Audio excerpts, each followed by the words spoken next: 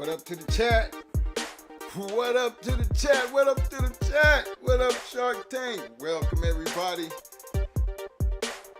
Welcome, everybody hanging out tonight for this Talk Shit Tuesday. What up? Y'all don't forget to hit that like button. Don't forget to hit that like button. Don't forget to hit that subscribe button if you haven't already subscribed. And gentlemen, don't forget to participate in the poll.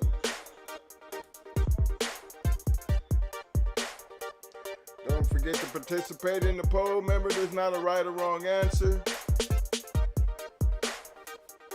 Just tell me how you feel. Y'all know that tonight's topic tonight is a very interesting topic, And tonight, you notice I put in the call-in number. Because I know, based on the viewers and the people in the Shark Tank, we can pretty much cover the United States, so we got different areas. I would like for people to call in, tell us about some of the hard-biting dogs that you've seen or you've known in your area, and we get a better idea about where them hard-biting mugs coming from, where they at, where were they at hanging out. We read about a lot of them. If you go through the journal, when you was out there back then, you kind of knew who those hard biting, When we say hard biting, I'm talking about them ones, it ain't gonna go long. Wherever they put their mouth, you hurt. Most of the time, them hard biters, this shit didn't go long. Down in the description, I just named a couple, but I know there's a whole lot more.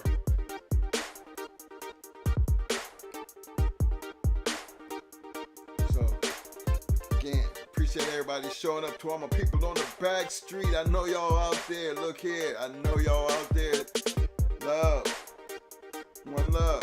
Thank you for showing up. Y'all know what time it is. Go ahead and get it rolled up. Go get your drink together, get that chair right. And those who need the popcorn or, late night dinner, go ahead and set it up. Don't forget to hit that like button. Don't forget to hit that subscribe button if you hadn't already done so. And do not forget to participate in the poll. And even to my people on the back street, help us out tonight. We left a number up there for you guys to call in. So utilize the number. And again, thank you for everybody showing up for this Talk Shit Tuesday.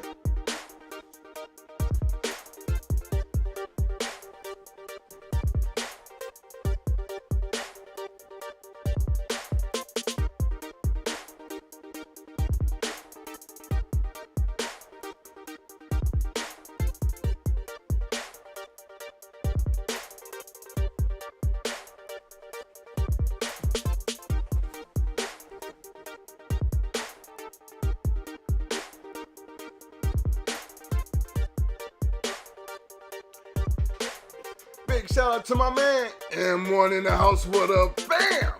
Pressure Kennels Combine, what up, fam?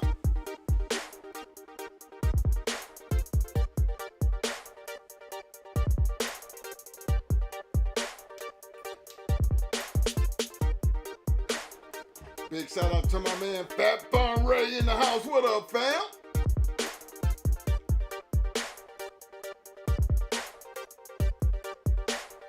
My man, 614 Tree in the house. What up, bam?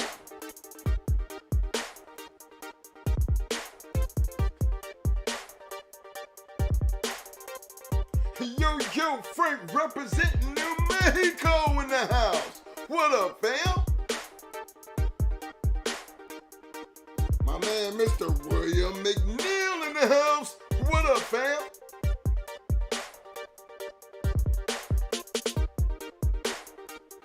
Salute to my man, Cayman Seeds in the house. What up, fam?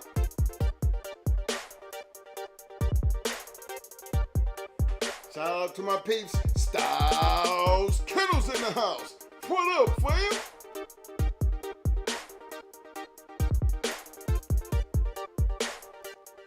Big shout out to the Robinsons in the house. What up, fam?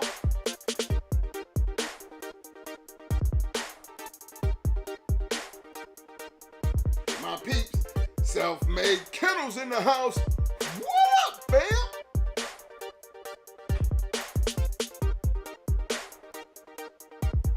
My man, Mr. Vernon Dasher's in the house. What up, fam?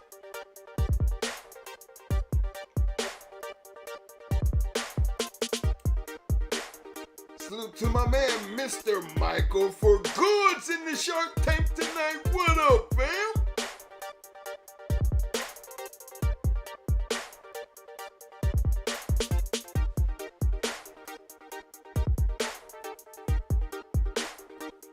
Big shout out to my man, Double M Despo's in the house. What up, fam?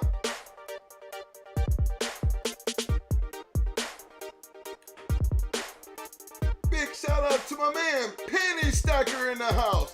What up, fam?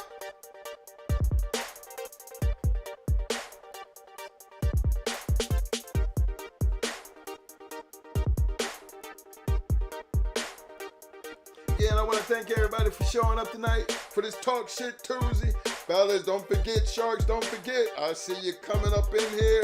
Don't forget to hit that like button. Don't forget to hit that like button. To all my people on the back street, welcome to the show. Hey, don't forget to participate in that poll if you haven't already participated. Remember, there's not a wrong answer out there. Just want to know where you're coming from. Let me see what you're thinking. Share your knowledge. That's what we do here. We share our opinions. We share our knowledge.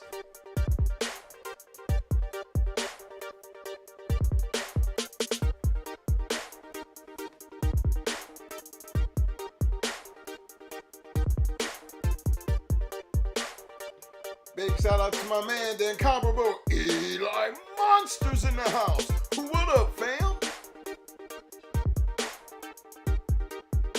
Big salute to TCBTV in the Shark Tank. What up, fam?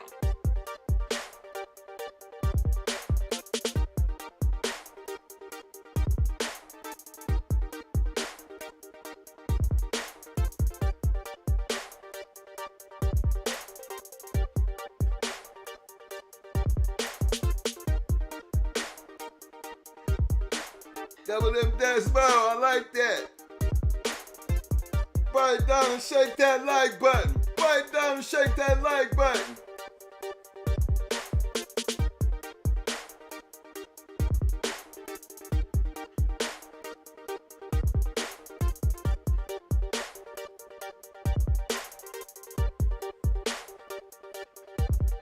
Big shout out to Woodway Kennels in the house. What up, fam? Yo, my man, T-Mac. Yo, T-Mac. What up, fam?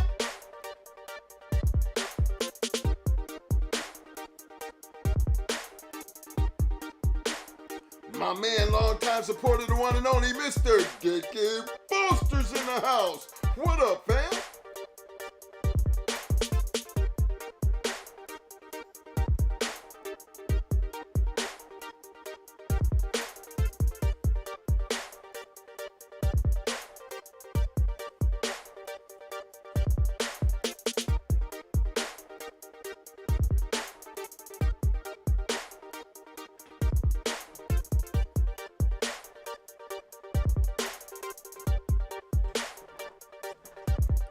Again, I'd like to thank everybody for showing up tonight for this Talk Shit Tuesday.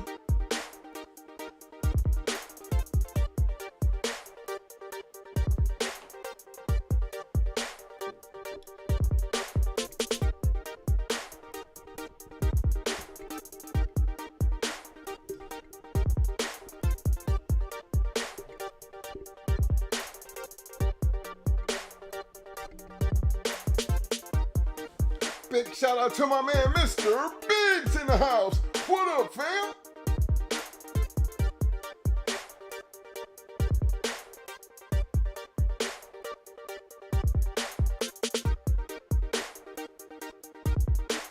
Yo, salute to my man, Dogman TV in the house. What up, bam?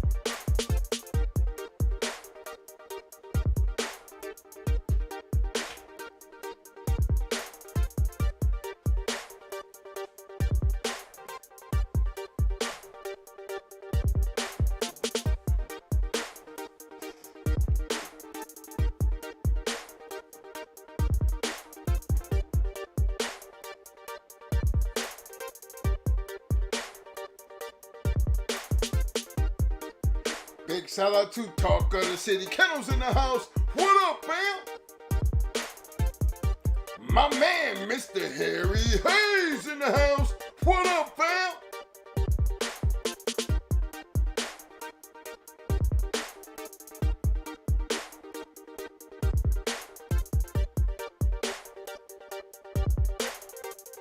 Again, I'd like to thank everybody for showing up for the night, especially for this Talk Shit Tuesday.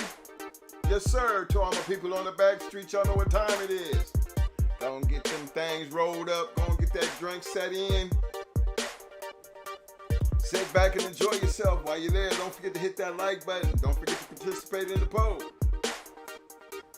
Again, participation in the poll. Remember, it's not a right or wrong answer. You know what I'm saying? Hey, that number is up there for call-ins. The topic tonight, y'all know what it is. We're going to be talking about some hard-mouthed dogs from the past. Now, you know, between my people on the back street and the people in the Shark Tank, we can cover pretty much the United States. Now, you know, there's a lot of hard-mouthed dogs out there. We know when we talk about them hard-mouthed dogs, I'm talking about them ones that get in there and destroy you. Every time they put their mouth on you, you feel it. There's damage being done. You know, I just named a couple of them phenomenal hard-mouthed dogs down in the description. Remember, those were phenomenal. You know, they go down in history as known stone killers with a mouth. But there were so many more out there that some, you know, that really didn't get to that claim of fame, but they were known for those who needed to know them. Now I know there's a whole lot more than what I named. Trust me. I think it's necessary, you know, it's only be fair to try to get as many of them as we can from certain areas and certain bloodlines, because again, you know, there was nothing like a hard-mouthed, hard-biting American Pit Bull Terrier. You didn't have to brag on them. Their ability spoke for itself.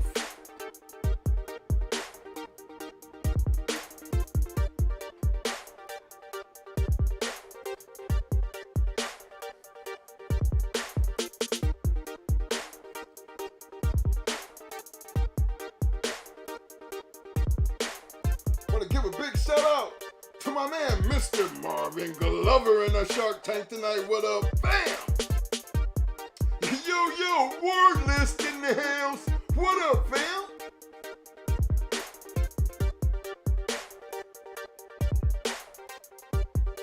Yo, K-Walk. What up, fam?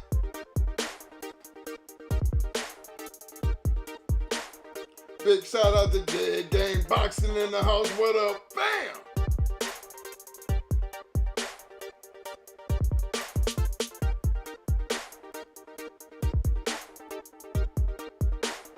Big shout out to GMB Roscoe in the house. What up, fam?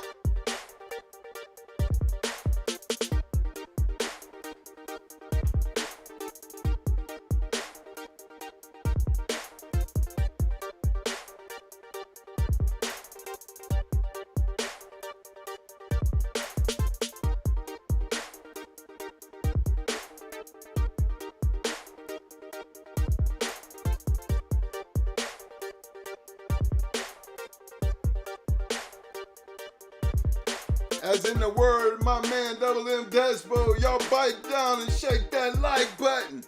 Bite down and shake that like button. What up? What up? What up?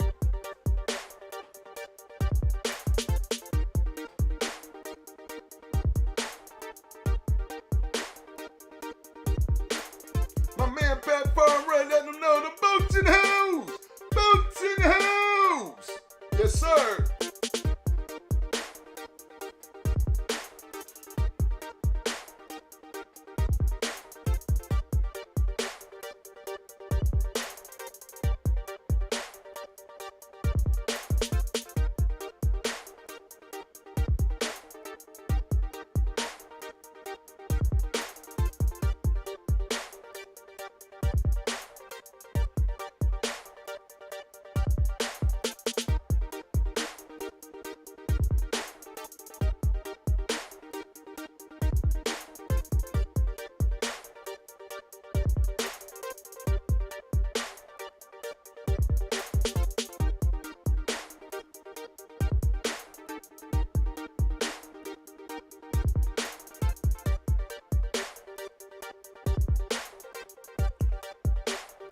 big shout out to my man representing Arkansas, Louisiana Combine, my man Mayhem Kennels in the house. What up, fam?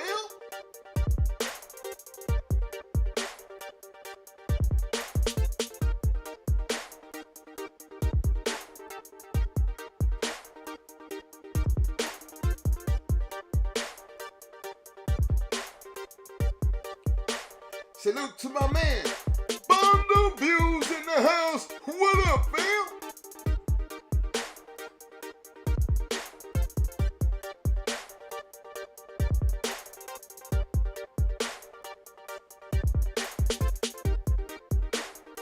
Again, I'd like to give a special shout out to everybody showing up tonight, and especially to my people hanging out on the back street. Appreciate the love, fam. I know y'all out there, my bulldoggers. I know y'all out there. What up, fam?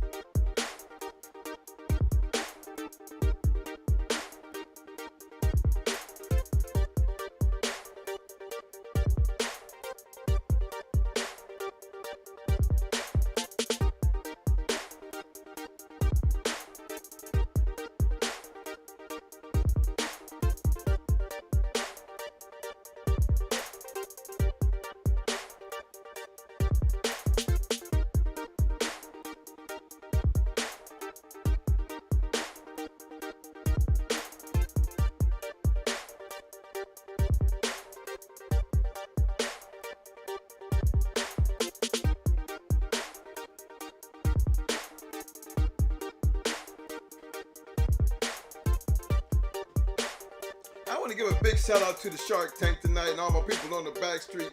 You know what I mean? I love it when, you know, I see my likes and I see my people out there. Y'all know, I try to make the likes, you know, not such a big deal, because if it really wasn't a big deal, you know, most people on most of the podcasts and videos, they always telling you to hit the like button. But, you know, I might come in here and I might say it, but the thing I love about it, even when I say it, you know what I mean, I see the number be one and all of a sudden I see the numbers climb up. So I really want you guys to know I really truly appreciate when y'all hitting that like button, because again, that, you know, is, first of all, it shows that you're listening, and second of all, you're showing your appreciation by even doing it. So again, I just wanted to be recognized that, yeah, I notice little things like that. Yeah, it means a lot to me. So y'all keep doing what y'all doing. Then while y'all doing that, don't forget to participate in that poll. Appreciate the love. To my people on the back street, to my people in the Shark Tank. That's the way y'all do it, fam.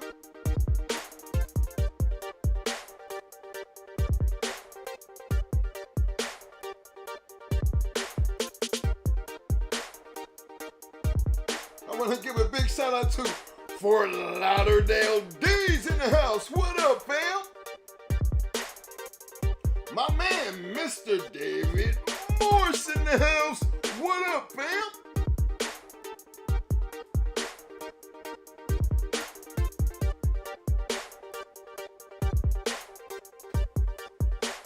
Another big shout out to my man, Viking Family LG, representing school country.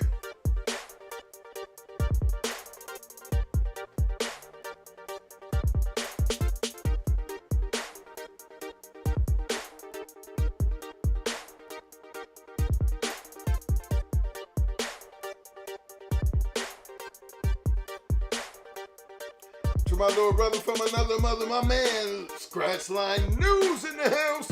What up, fam?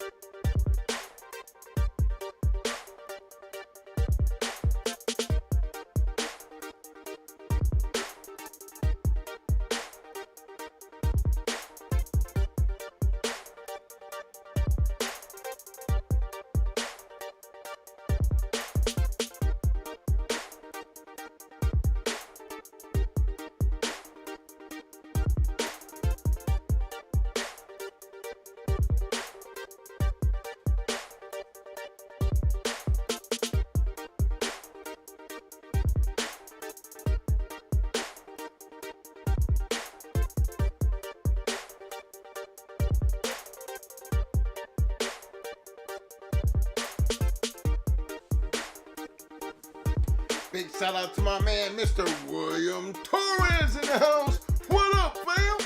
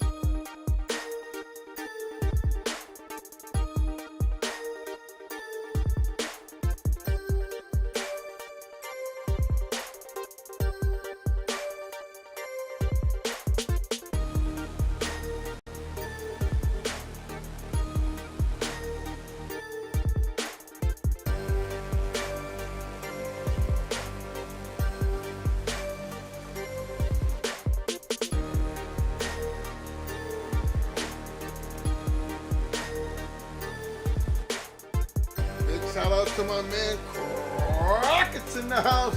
What up, fam?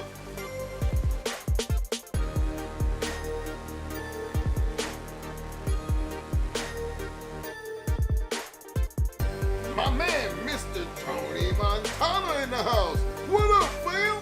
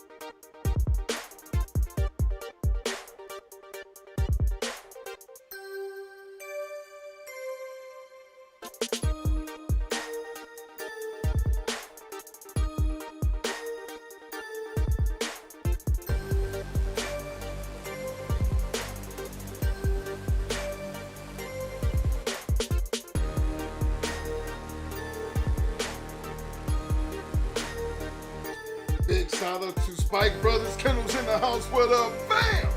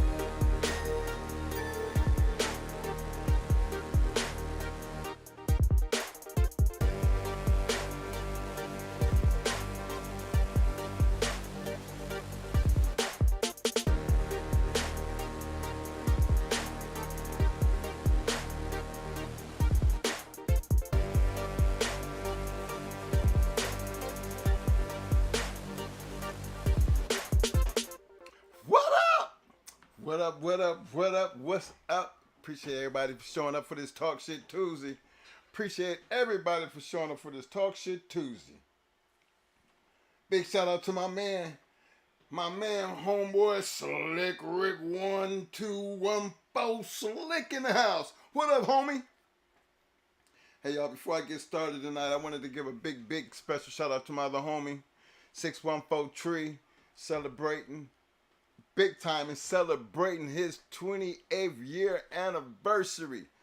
Big time in it. Come on, fellas, you know, that's big. That's big. 28 years. Big shout out to you, homie. You know I didn't forget about you. You know I was going to put it out there, fam. Much love and respect to you and the wifey, man. Takes a lot to get that far. You know, you got me beat, that's for damn sure. But I got always love for people who can hang in there, and even a bigger shout out to the wife here for hanging in there with him. You know, it's good to know I'm not the only one. So that's why I give a big special shout out. And for fellas, if I don't know, you know, I think it's always important that, you know, when y'all celebrating things like that, we like family over here. You put it in the chat. I see it on Facebook. You know, I'm going to represent you, especially if you're part of the Shark Tank or part of the family, or I recognize you. So, because, you know, those are accomplishments that everybody and I think everyone should celebrate. You know what I'm saying? So y'all make sure y'all give him a big shout out to my man, 614 Tree, you know, and help him represent that happy anniversary, 28 years of it. Much love, fam. See if I ain't missing anything in here. I don't want to forget anybody before I get too involved in here. My man, Mr. Larry Willis in the house. What up, fam? My man, J-Dog York representing in the Shark Tank. What up, fam? Well, y'all know, don't forget to hit that like button. To all my people on the back street, I want you to know I see you. Appreciate y'all stepping up, showing out, participating. You know, a lot of times, you know, again, I get my people on the back street, you know, and they let me know that they're out there. And I just want to make it clear to them that I know y'all out there. I'm glad y'all keep representing like you're representing. Keep participating along the way. You know what I'm saying? Because, again, you don't have to be in the Shark Tank to be out there every day. You know, we might have 100 people in the Shark Tank, but guess what, fellas? There might be 600, 700 people out there watching the show. So I'll never forget those guys out there, and they definitely won't let me forget them. And so in the process, y'all keep doing what y'all doing and let us keep doing what we doing, because we want to keep doing what we doing so y'all can keep doing what y'all doing. Keep showing the love. Appreciate that. Now, y'all know how I always start off. You know, I always have something that I just want to speak on as far as, you know, representing the Bulldog community. And I was, for those who know Marshawn Lynch, I happened to see, you know, I think it was Shay. I seen an interview with him and Marshawn Lynch. You know what I'm saying? And, you know, Marshawn Lynch was always a controversial person. I mean, to the public. And for people who don't follow him and don't really get a better understanding, you know, you kind of go with the narrative, you know, people by going on what people say. But that's one of them, you know, that was an interview that if you don't know who the man is, I mean, and that's why I like Shay, because this was really a straight up conversation. You know, it wasn't like something that was, you know, I mean, he could sit there and he could smoke his little Black and Mild and have his Henny and you know, and put it all on the table. And what enthused me about it is a lot of the things he was saying was almost the same things that we say when we come on here, why we do the things that we do. See, Marshawn was a big person for always giving back, coming from where he come from. And I remember he was known for being a great football player, you know, and I'm not trying to get into his accolades because everybody should know Marshawn Lynch. He's on a, you know, for a person who they say didn't know how to read and who was dumb as hell, the boy rich as hell, for damn sure. And he had a great philosophy and knew how to take care of his money. So a lot of times when people think people are dumb because that's the narrative that people put on you, when you let that shit wash back off of you and it don't control the things you do in life, you can sit back and be laughing at everybody who thought he was dumb. And when you really think about it, he's not really as dumb as people thought he was, because the man's actually very, very smart. And his money speaks for it. And then he was a very talented player. But I like the things that he done because he was also one to always want to give back. And like, one of the things I noticed that when everybody who has that kind of motivation, there's always something underlying that created that motivation. You don't just get rich and then get that type of motivation. That motivation generally starts when you're young, okay? Because it kind of happened like that for us. When I was when we were growing up in Ohio, coming up back in the 70s, and I would say that the 70s because by the time the 70s, I'm in my teens, my young teens. And I remember my mom got us enrolled in something called the YMCA program. Now, in this YMCA program, I got a chance to meet a lot of guys from all over the city. And the thing about it is, it was a bunch of older guys who would come in, and they were called the leaders. And the leaders would take all of us and they would kind of mold us, whether it was playing basketball, teaching us how to swim, how to jump off of, and when I say diving boards, I'm talking about not the little diving boards. They had 3 diving boards, and this YMCA was like a big training center, big gigantic pool with 3 different levels of diving boards. And so as a kid coming in, you wanted to work your way up to get on top, hit that big diving board.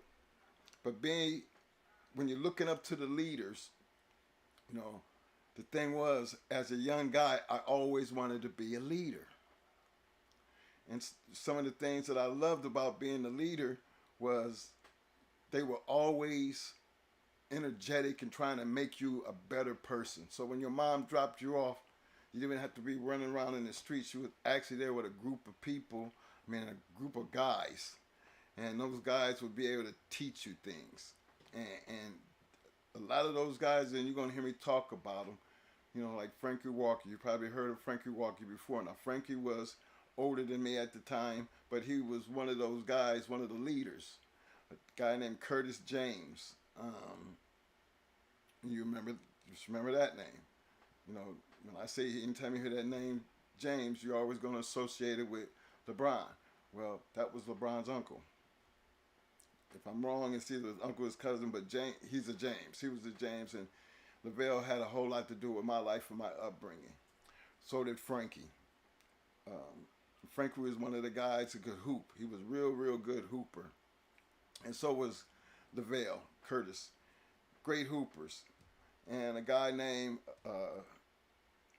Warner. His name was Derek Warner. He was a young white guy that came in. He was part of the leader crew. He wasn't part of the leader crew. He was actually young like we were. But believe it or not, we all grew up in this program. And in the process of growing up in this program, the older we got, the more, we were working to be leaders. And every year, they would pick 2 people to become leaders. Now, outside of Frankie and Curtis, you had Teddy Milton, Wendell Bates. All these guys wound up being either All-Americans in basketball or some type of All-American in football. And to sit back and be my age and look back on those guys and just thought about, remember, they were in that gym. They probably spent most of their growing up life bringing us up. And then when they wasn't dealing with us, they had this basketball court.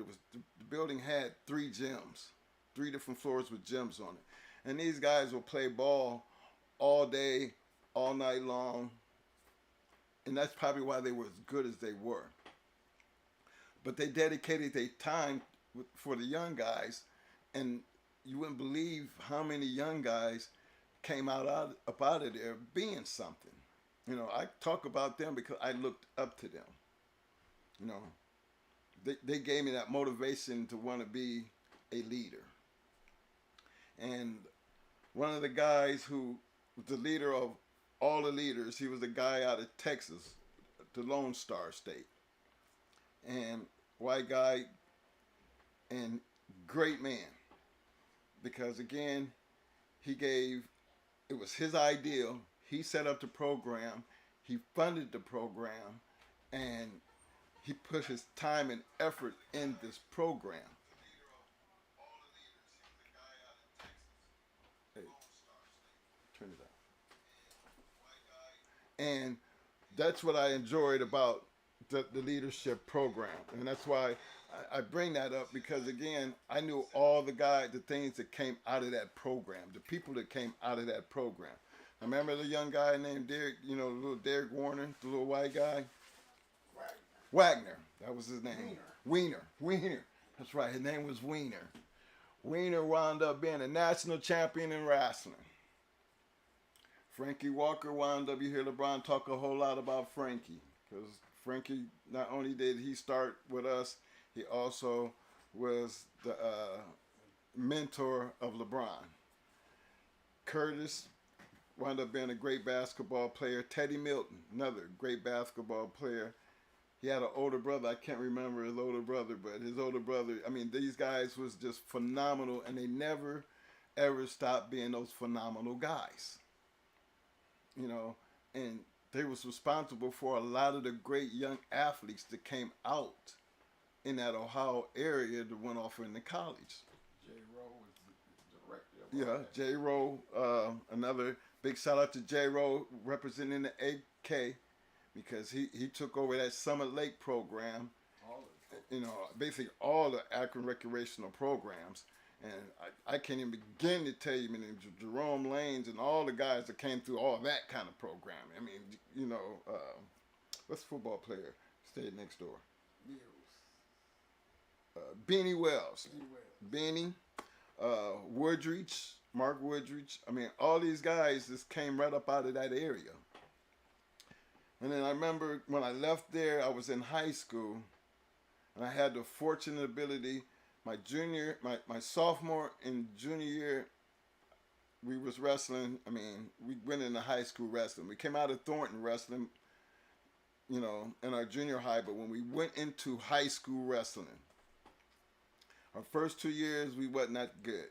But our third year, we transferred to high schools. And we had a wrestling coach, two wrestling coaches. Andy Daniels was one. If you think, you do your research, Andy Daniels was a national wrestling champion. And then we had another one named Dodo Brooks. And me, Mo, and a guy named Decatur. We were the lightweights of this school. We had two other twins. We just had a good wrestling team our senior year. And the reason I speak on that, because again, look at the mentors. How could I not be good when I got a mentor? They weren't nice either. Like Dodo Brooks and Andy Daniels. And when I talk about Frankie and Teddy and Curtis, these guys were not nice guys. These guys were serious about, making you a better person, not just at the sport, but the discipline and wanting to be there and trying to be the best that you could be. And they dedicated their time. They dedicated a lot of their life doing that. So I kind of know where I got that from.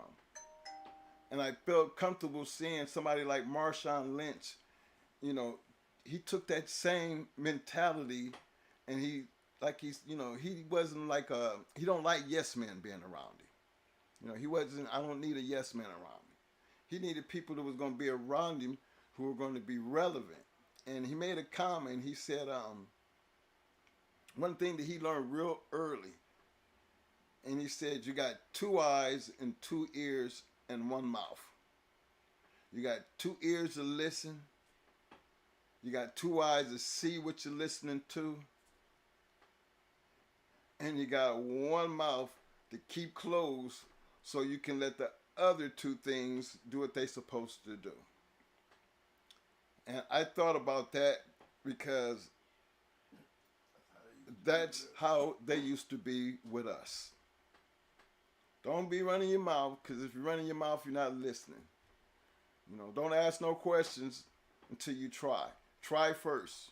Then we'll see. You know what I mean? Then we'll see. Then we'll see.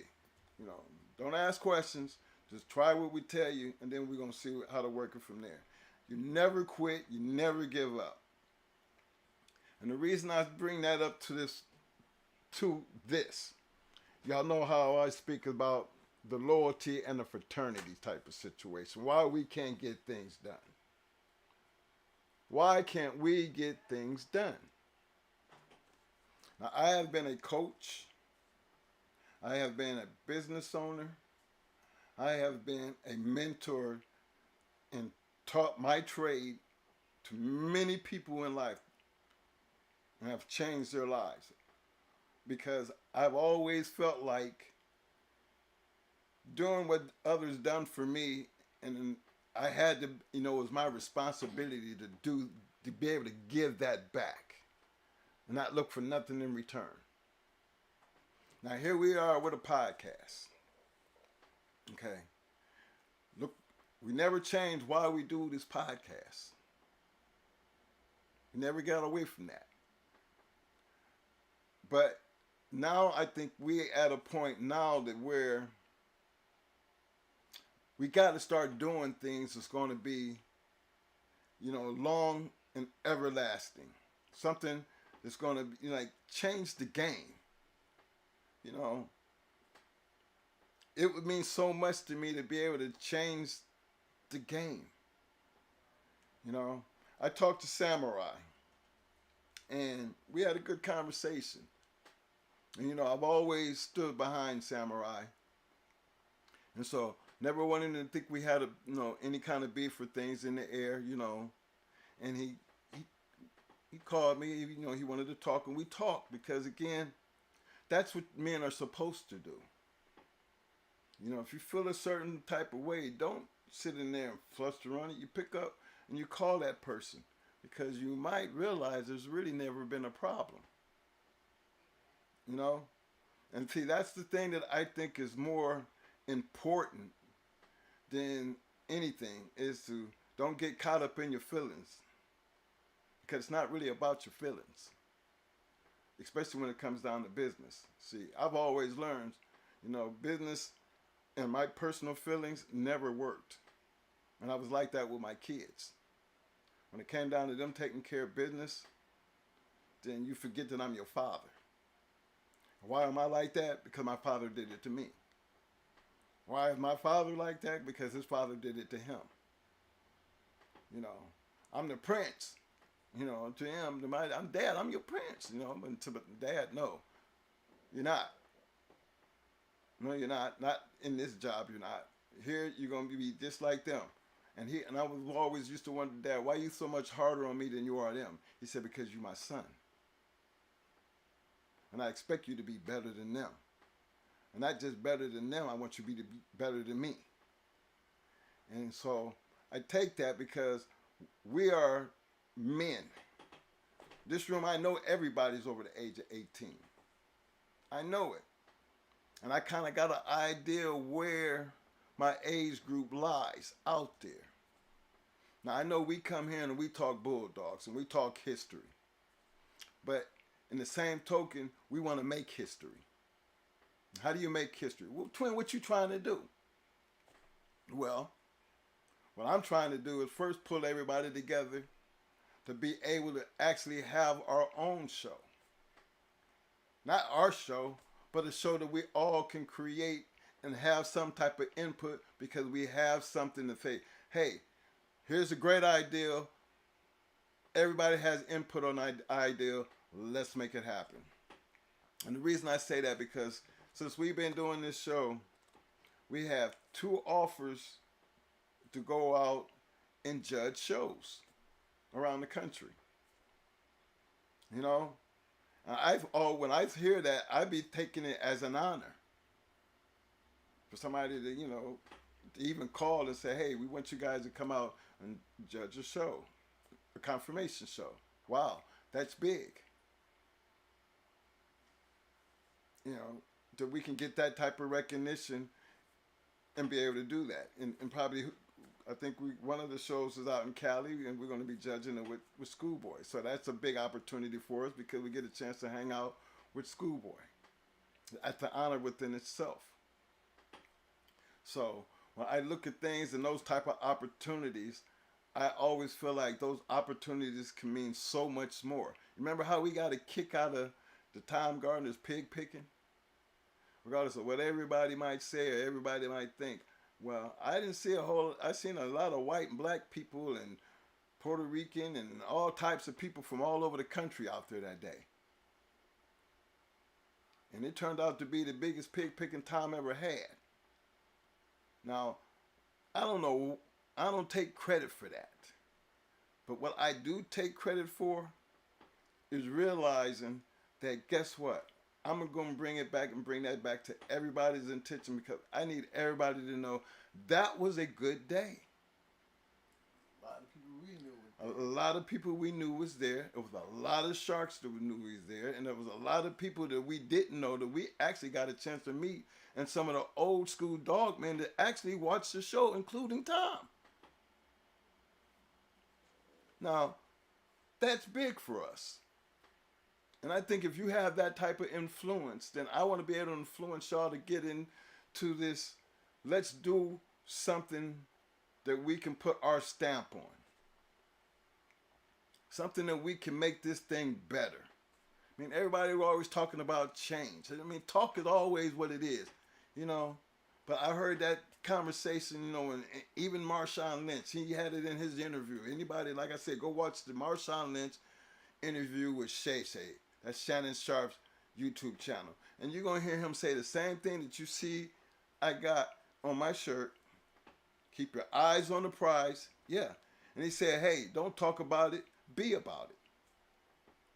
That man might be watching my show. I don't know, whatever. But he made those comments in reference to what I'm talking about tonight. It's almost like we're all on the same page. Because he actually is doing what he does for a purpose. And I want you guys to know we really doing what we do for a purpose. And we want to make sure that we're going to be headed in the right direction. Yeah, we love to talk about dogs. But then again, Schoolboy got a registry over there. I mean, that's big. Schoolboy's got books. 7-8. You can't, when it comes down to podcast, damn it, 7-8, the General, Kevin, bad man. He has a very business-minded attitude, and not only does he have it, he has the ability to create business. His activity speaks for itself. You don't have to be bragging or nothing, just what he does and what he has and the success. So if I really wanted to do something, like I wanted to do this podcast, y'all understand why I looked up to 7-8. Kevin, Bach, Ram, Schoolboy, Rasta Man, all them guys reach out and they made it happen. Twin, you need to do this. Twin, you need us to come through, we're going to come through. They did all that. This is what people can do together when you got the right people doing it. And I always felt like if we can get that type of influence together, and I always wanted what Samurai was doing, I wanted that to be a start. I want that because, again, ain't nobody else out there doing it. Ain't nobody else out there did it. So how you can't hate on that because y'all ain't doing it. At least he not just talking about it, he been about it. Well, tell them what he's doing for those who don't know. That digital dog show, to me, is all that. because at least he's doing something, bringing something new, trying to bring a situation. Remember, if he can do a digital dog show, then he should be able to, with our backing and our help, he could damn near do a damn confirmation show with the people that he know and with y'all's help. This ain't got nothing to do with liking or disliking. It's just a matter of what's wrong with us getting together and doing something productive. A digital dog show sounds sweet though. I thought it was a sweet idea. I thought it was a great idea. You know, and still feel like it's a great idea. I think if you can do digital, you can do confirmation and get everybody involved. You know, my thing is to get all the right people involved, even the Shark Tank, because I'm going to represent the Shark Tank wherever I go. And I don't need everybody to show up. I want everybody to show up, but people have lives and people have different things.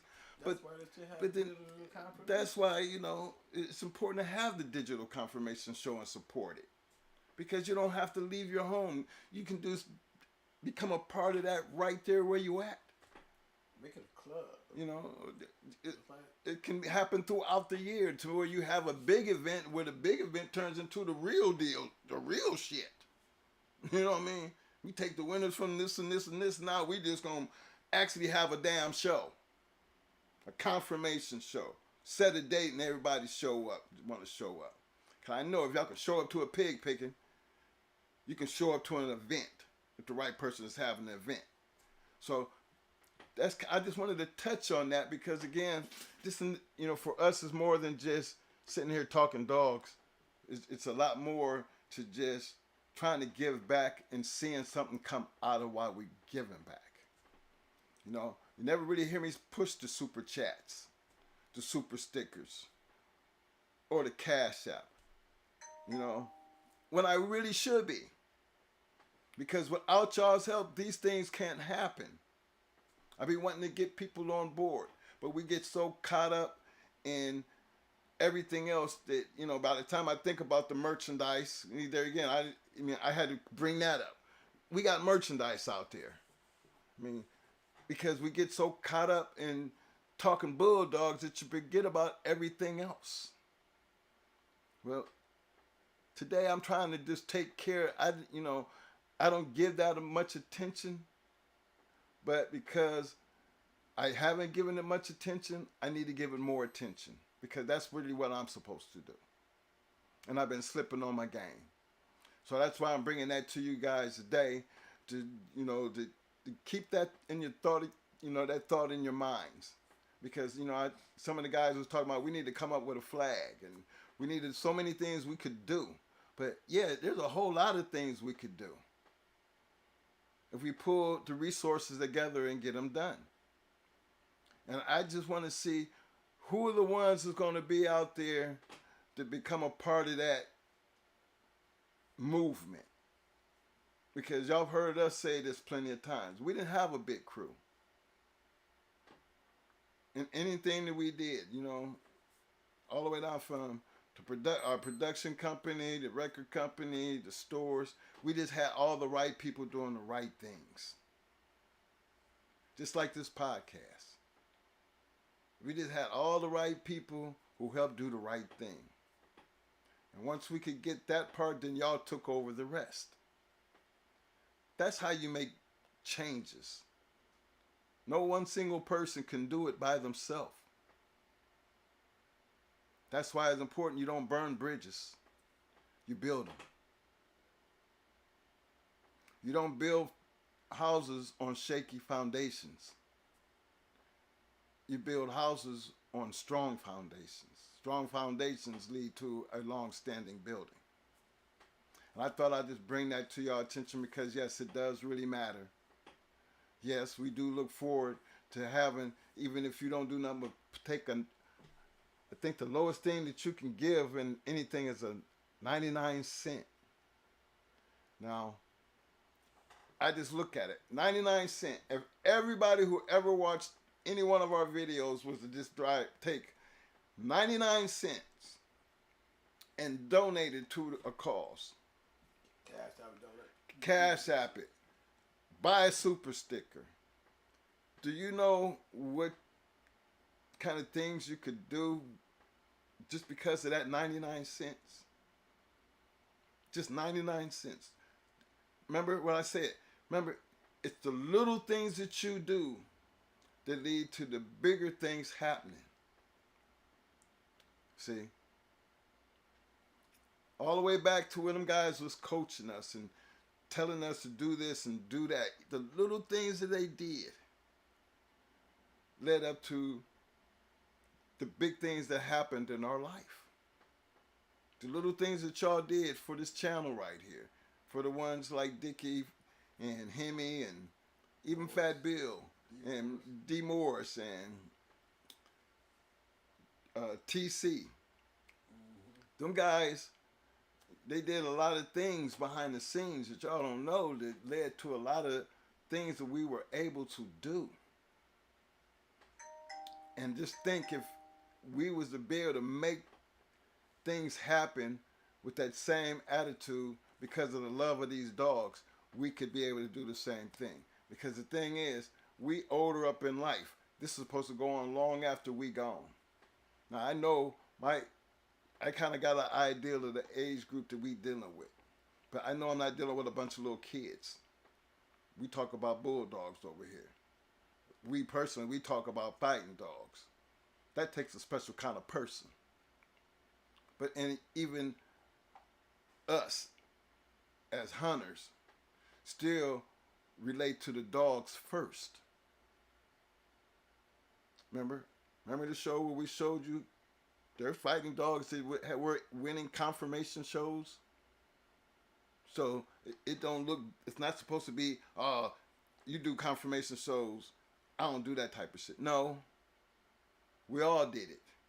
Hell, every dog that we had was registered in with the APBTA confirmation. Every damn last dog on the damn yard. Show and pull shit. Show and pull. We had our cards. So to sit there and act like we not those type of guys, I'm being honest with you. Yeah, we were those type of guys. Because the time came, if that's what we choose to do, then that's what we would have been able to do. We took care of that. We paid for that. We wanted to do that. We just never got into it. But it's not like it couldn't be done. My thing is now, it can be done. I think we need a little bit more camaraderie and belief in putting toward, getting an ideal and riding with it. Like my boys last week, and then when Mune was talking about the flag and creating something together. I would love to see that. Tom been doing that pig picking for many years. And after all the years he been having it, this year happened to be the biggest one he ever had. And for the ones who used to think it was like it used to be, if you had went to it this year, you would have seen something totally different. Totally different. And that was my very first pig picking. And I could tell, based on what people used to say about the pig picking, what I seen this year was nothing that I expected based on what I used to hear. Because what I seen this year, and then when they told us, hey, this is the biggest one we ever had. Look at all these people. And they actually were feeding everybody. I mean, beautiful. It was. But the thing was, it was something that I could check on my bucket list that I could say, I'm glad I went. I took a lot of pictures. We took a lot of pictures with a lot of people. A lot of Shark Tank people there. There was a lot of sharks out there that I got a chance to meet personally. I took a lot of pictures. Straight up, right there, hanging out with us. So I just want y'all to keep that in the back of your minds and think about, not all business is bad business. It's important to be a part of somebody's business. And right now, my business to you guys is try to get you guys to get on the page with me about giving back. Let's make a business that's going to help what we love, and that's our dog business. I mean, just imagine. Not everybody's a bad guy. Not everybody's a terrible businessman. Not everybody's a liar. What's the best way to find out who's who? I'm going to tell you the best way to find out who's who. Start building something and see who comes and who's actually willing to get on the same plan that you're getting on and be willing to look at the blueprint and see your vision and help you build what you're trying to build. That's how you find out. Because when you're doing it that way,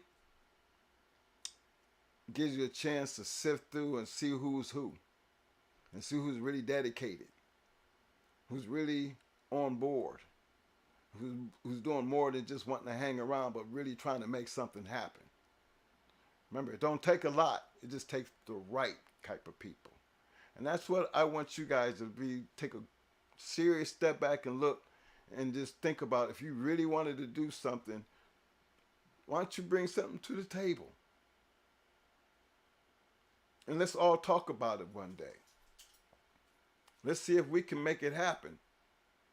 We already show up here Tuesdays and Fridays. Everywhere I go, I mean, regardless of whose show I go, down to J-Bo, and, you know, with J-Bo. And again, that's another thing. A big special shout out to all the Sharks and everybody who showed up for J-Bo's show. You know, love to see y'all over there. Y'all keep supporting. That's the big thing for me. It's okay to support each other. There's nothing wrong with it. You know, we can do it that way, and we can hit the like buttons, and we can get together and actually put all our resources together to have something big. And I can pull the people that I know and get 7, 8, and Ram and all of them together. I mean, man, boy, can you imagine the kind of talk dog we could have? And the operations that we can have just because we all have that one thing in common. I look forward to it. And I just want you guys to understand that there's nothing wrong with doing that either. You know? I'm in the dog fight. You know what I mean? So, no, I got that shit out the way. I just want y'all to know that's where I am on that. You know, not trying to preach to the choir, but I am trying to preach to the Shark Tanks and my people on the back street. You know? Because everybody else, I'm pretty sure they're not in here and they probably won't even get this message. But if I'm getting it out to the right people, that's what really matters. You ready to do this, Mo? Yeah, man. Church over. Is it church over? Church is over, man. Church is over. Now, this was a business meeting today. What you talking about? I don't call it church. I call that a business meeting. We ain't put it on the church then. We put it on the dog, the dog house. We make that the dog house. What's up, y'all? What's up? Hey, that was some good conversation, though, man. You know what I mean? It really makes some sense. You know what I'm saying? I see what you're saying. But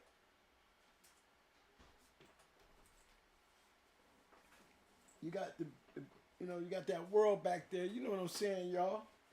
You know, it's good to look forward to what's going on upstairs. See, when you build a community upstairs, it makes it hard for them to know anything about the downstairs.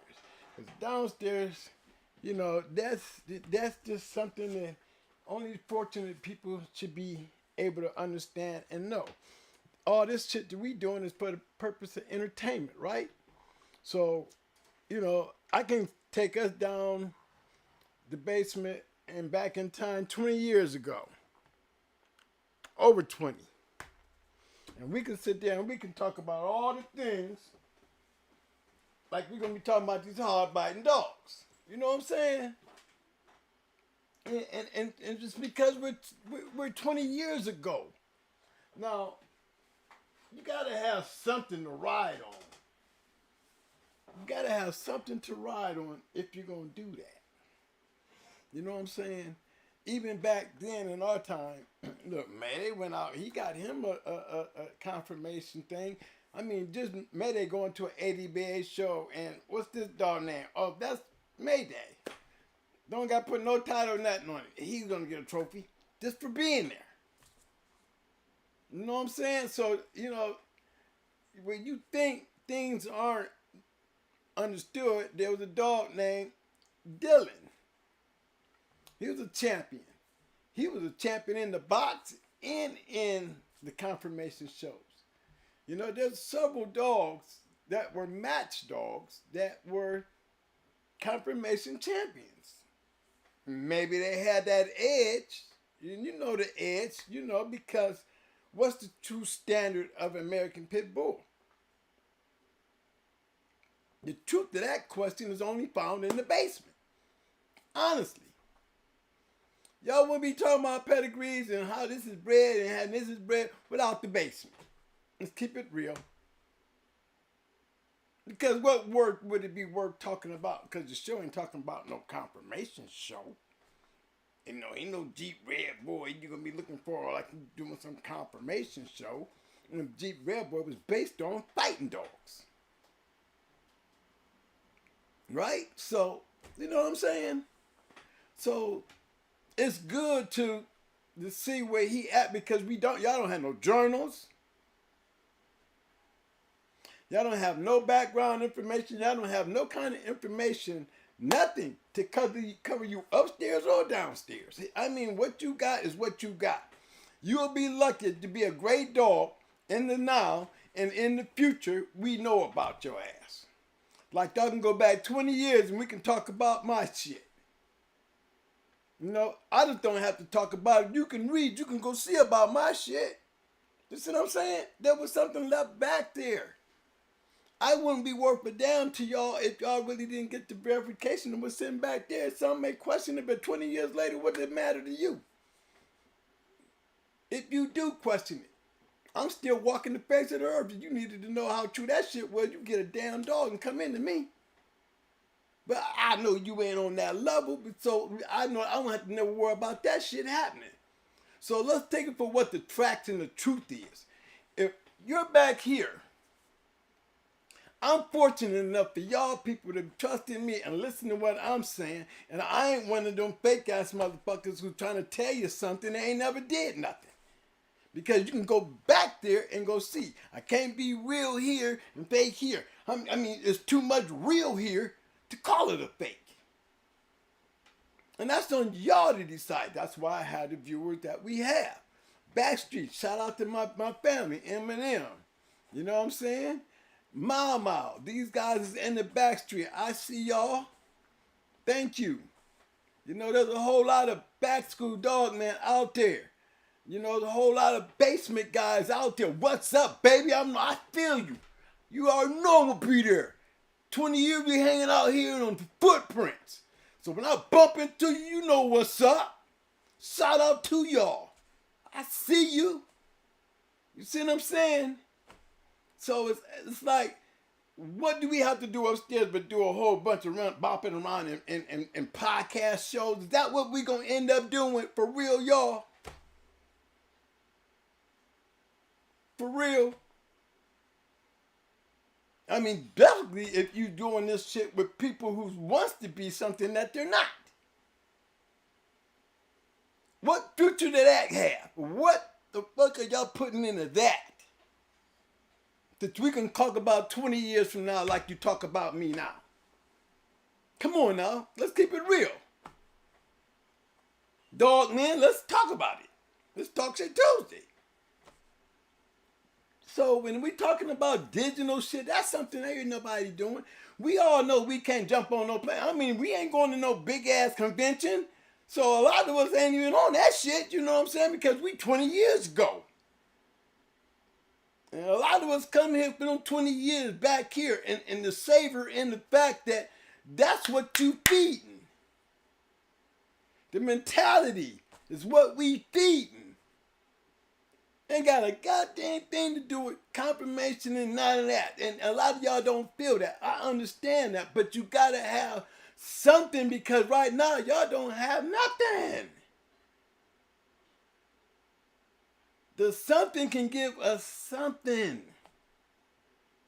And right now we don't have nothing. So y'all reconsider. Imagine that. I mean, we ain't got to go put a dog in shape to go way over here to North Carolina to go get some, you know, to try to get a ribbon or put your dog in shape looking like he want to go out. No, you can do it right there and take pictures of your shit.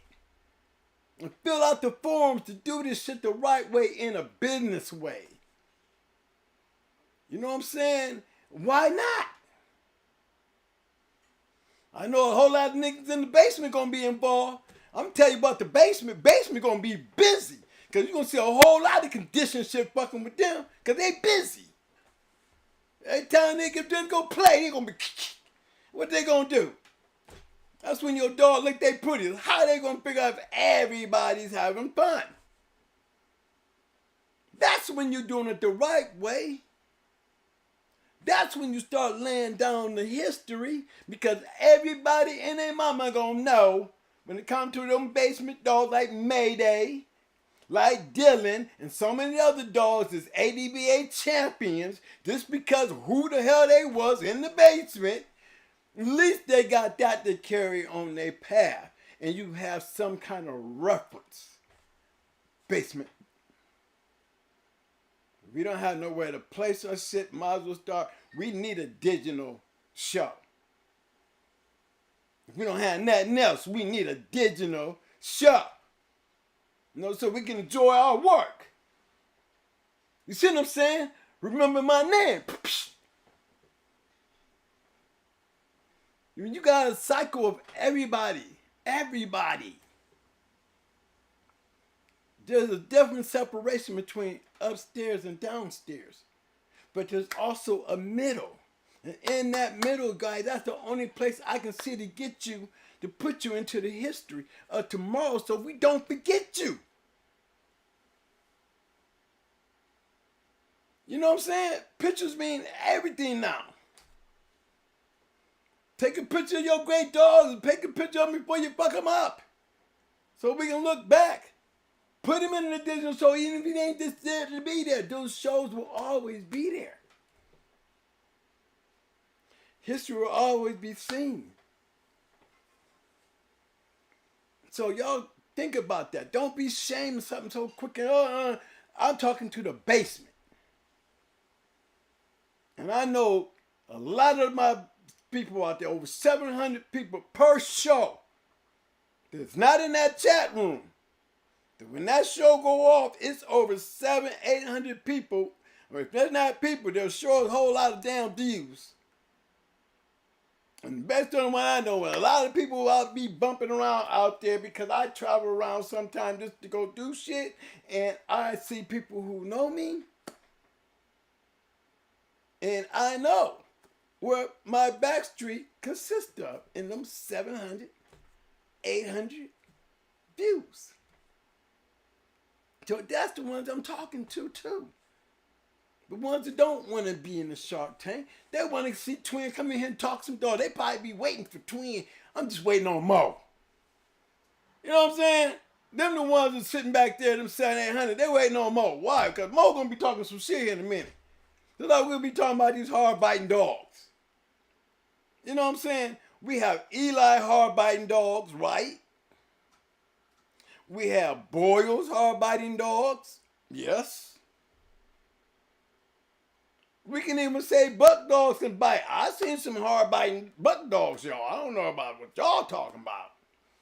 And by the way, you add the right kind of hard-biting dogs that I'm talking about when it comes to the Boyle's dogs, they got some Boleo in them. Jocko dogs are pretty hard-biting. Jake the Snake was a hard-biting Jocko dog. He was you know you was feeling his crunch. But there's a lot of dogs that y'all consider were hard-biting dogs. My question to y'all, what is a real hard-biting dog? Now, I can speak on, let me throw a couple out there in the weather. You know, see, I can say like this. Grand Champion Ace was a hard-biting dog. Grand Champion Angus was a hard-biting dog. Zebo was a hard-biting dog. Even when it came down to him going that long one, he was still a hard-biting dog. Queen of Hearts had a hard mouth.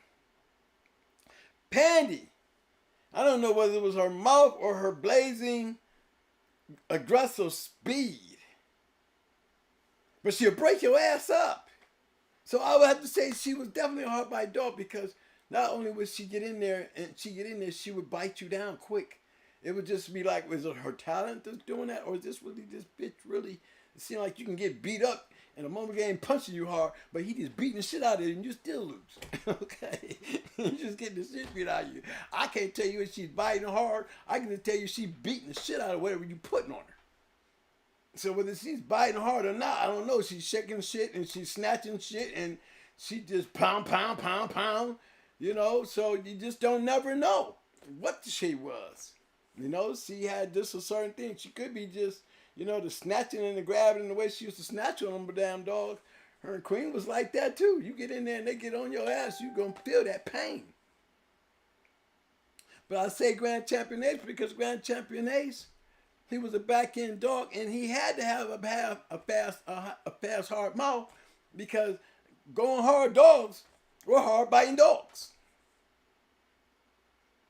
That's not, we just didn't go and stifle. We knew how to flat tires. And it takes a mouth to do that. It takes a mouth that when you hit something, you see a big ass knot or you see that big purple bubble. My dogs bit like that.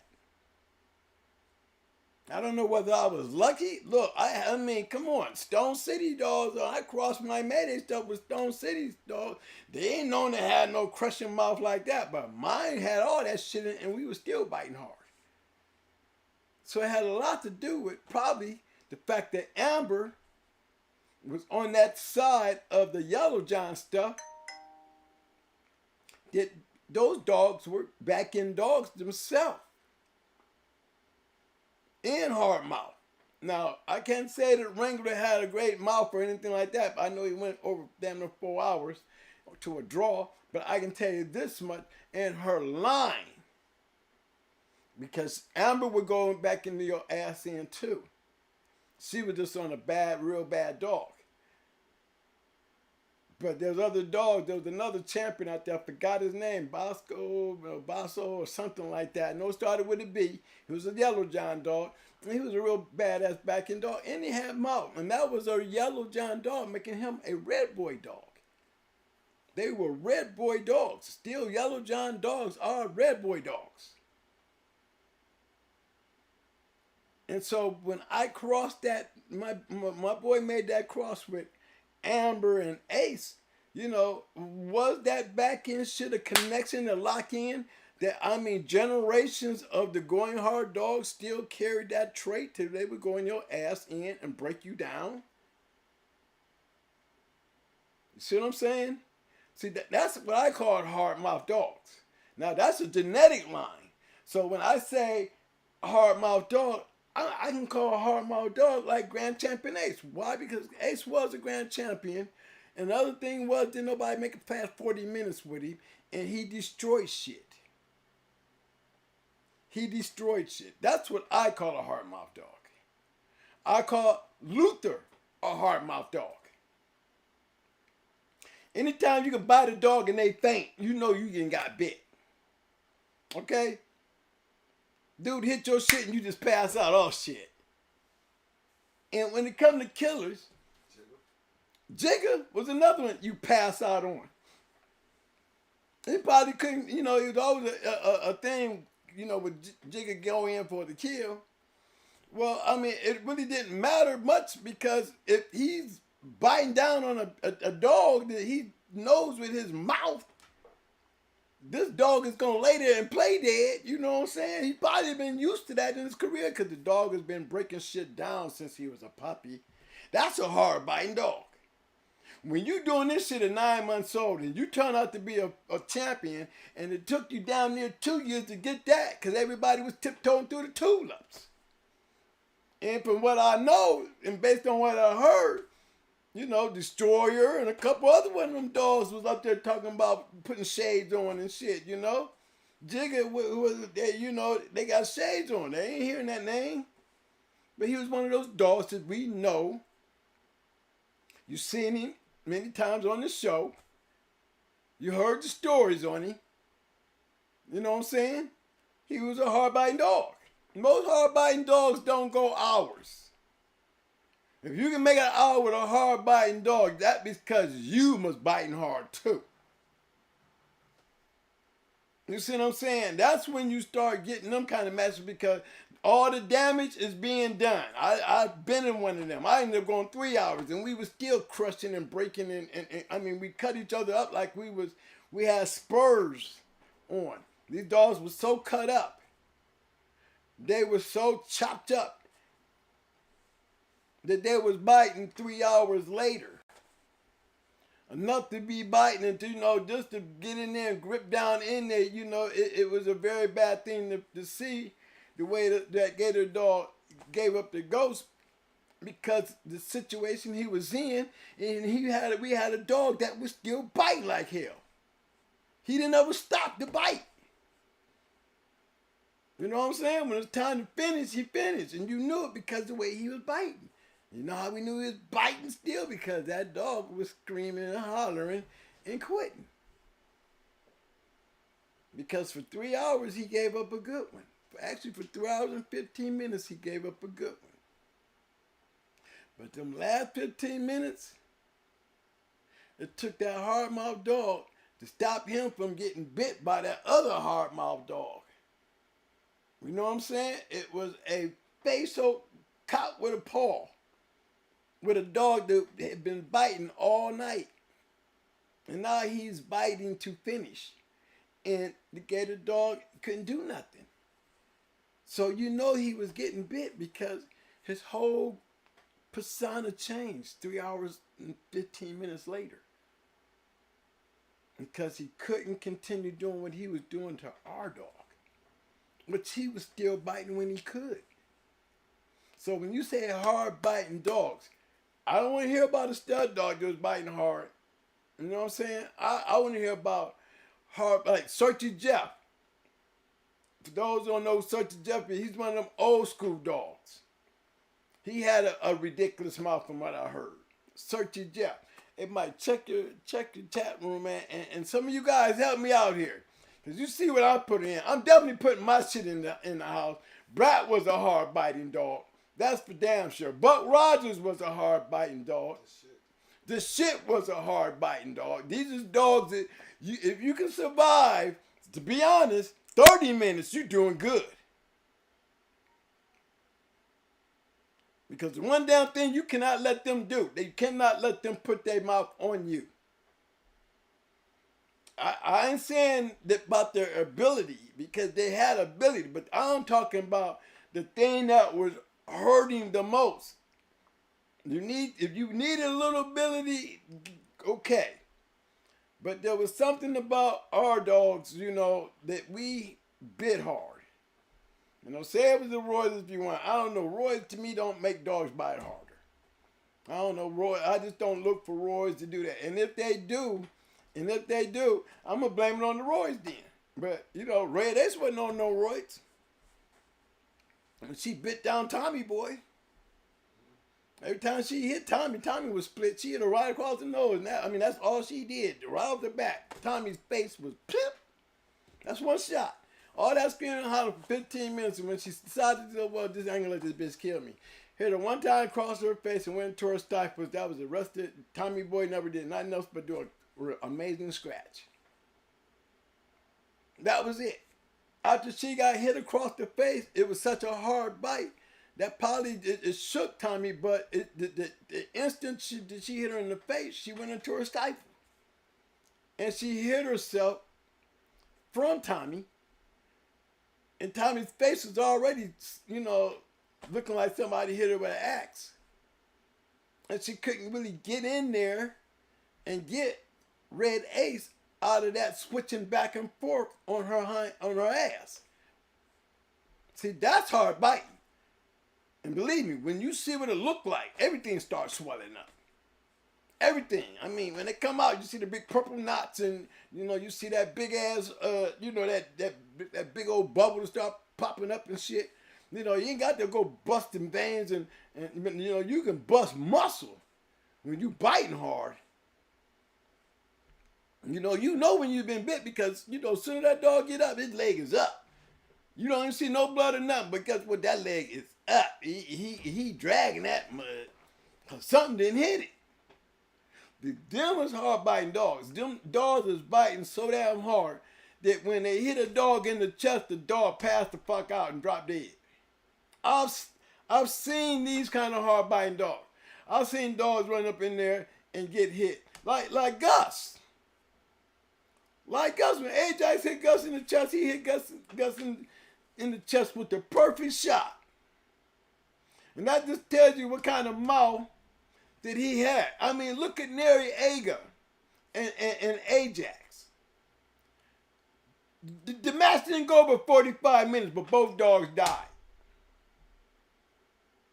45 minutes, but both dogs died. But you know why? Because they was both hard biting dogs. If Noriega didn't have the strength or the conditioning, one thing he had when they put Ajax on him, he still had that hard mouth. He had that hard mouth. And that hard mouth, even though he wasn't getting the way he was usually in, he had enough mouth to put so much damage on Ajax that you couldn't even get Ajax the credit for killing him, because you have to also give Noriega the credit for killing him, because they killed each other. Neither one of them make it. That's how bad and how hard them two dogs was biting. You get into a match with two hard biting dogs. Let me tell you something. I can't say never, never, because I sit there and watch two hard biting dogs fight for 3 hours. So I can't never say a dog loses their mouth. And in the end, both dogs did die. You know what I'm saying? I seen that at 2.5.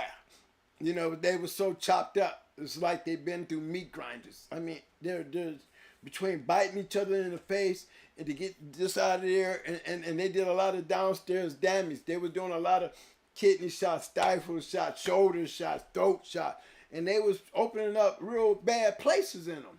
So it was like a real good match, but they were still two hard-biting dogs. Now, when we go looking for these type of dogs, remember, Psycho, he was an Eli Dolly. He was Mayday's half brother, but he was an Eli dog on the top. Champion Mikey, or Mickey, you know, and hard mouth. So when we talk about Eli dogs, what particular Eli dogs would you say? I know me, I'm going with Luther now. Luther and Dolomite were both hard-biting dogs. Grand Champion Ace, I don't know where Ace got all that mouth. Yes, I do. Tom's Spider and Zebo, that's probably where he got it from. Because Ace was definitely a hard-biting dog. And he just had he had the talent of being a stifle dog. So imagine, you got a hard mouth and he biting hard and you going into the stifle. I mean, he beat champions, he beat a couple good dogs. He won 6. Didn't ever go past 40. So these are the dogs that I know that I can experience. That I say, Pandy, Queen, she was one that split you open, cut you open. When you said Joey? Yeah, but see, Joey, he had a hard mouth the first. I would say Joey had, because that match he had with Texas, he was biting the shit out of Texas. They shouldn't have never shaved Texas. You know what I'm saying, y'all? Because I don't know why y'all say that shit, because, you know, when you shave a dog, when you getting bit by a hard-mouthed dog, you ain't got no fur to go through. You know what I'm saying? You ain't got no fur to go through. So when Joey was hitting Texas, he was biting Texas down. You know, I think his whole top coat was gone from the shave, so, you know, he was looking like he was getting blasted. You know, that's why a lot of people say Joey was really a hard-biting dog, because with Joey, he beat Grim Reaper and all them. We're all talking about him. I mean, Joey he had that pace too, y'all. Yeah, he had that flower shit, whatever that shit was in his line. He definitely had some mouth. He definitely did. Because what he did with Texas, you know what I'm saying? What he did with Texas was he chopped him up. It was a good thing, but his punches was taking his toll on Texas. Texas, like, he should have kept that hair on him. Because you can see all of Joey's damage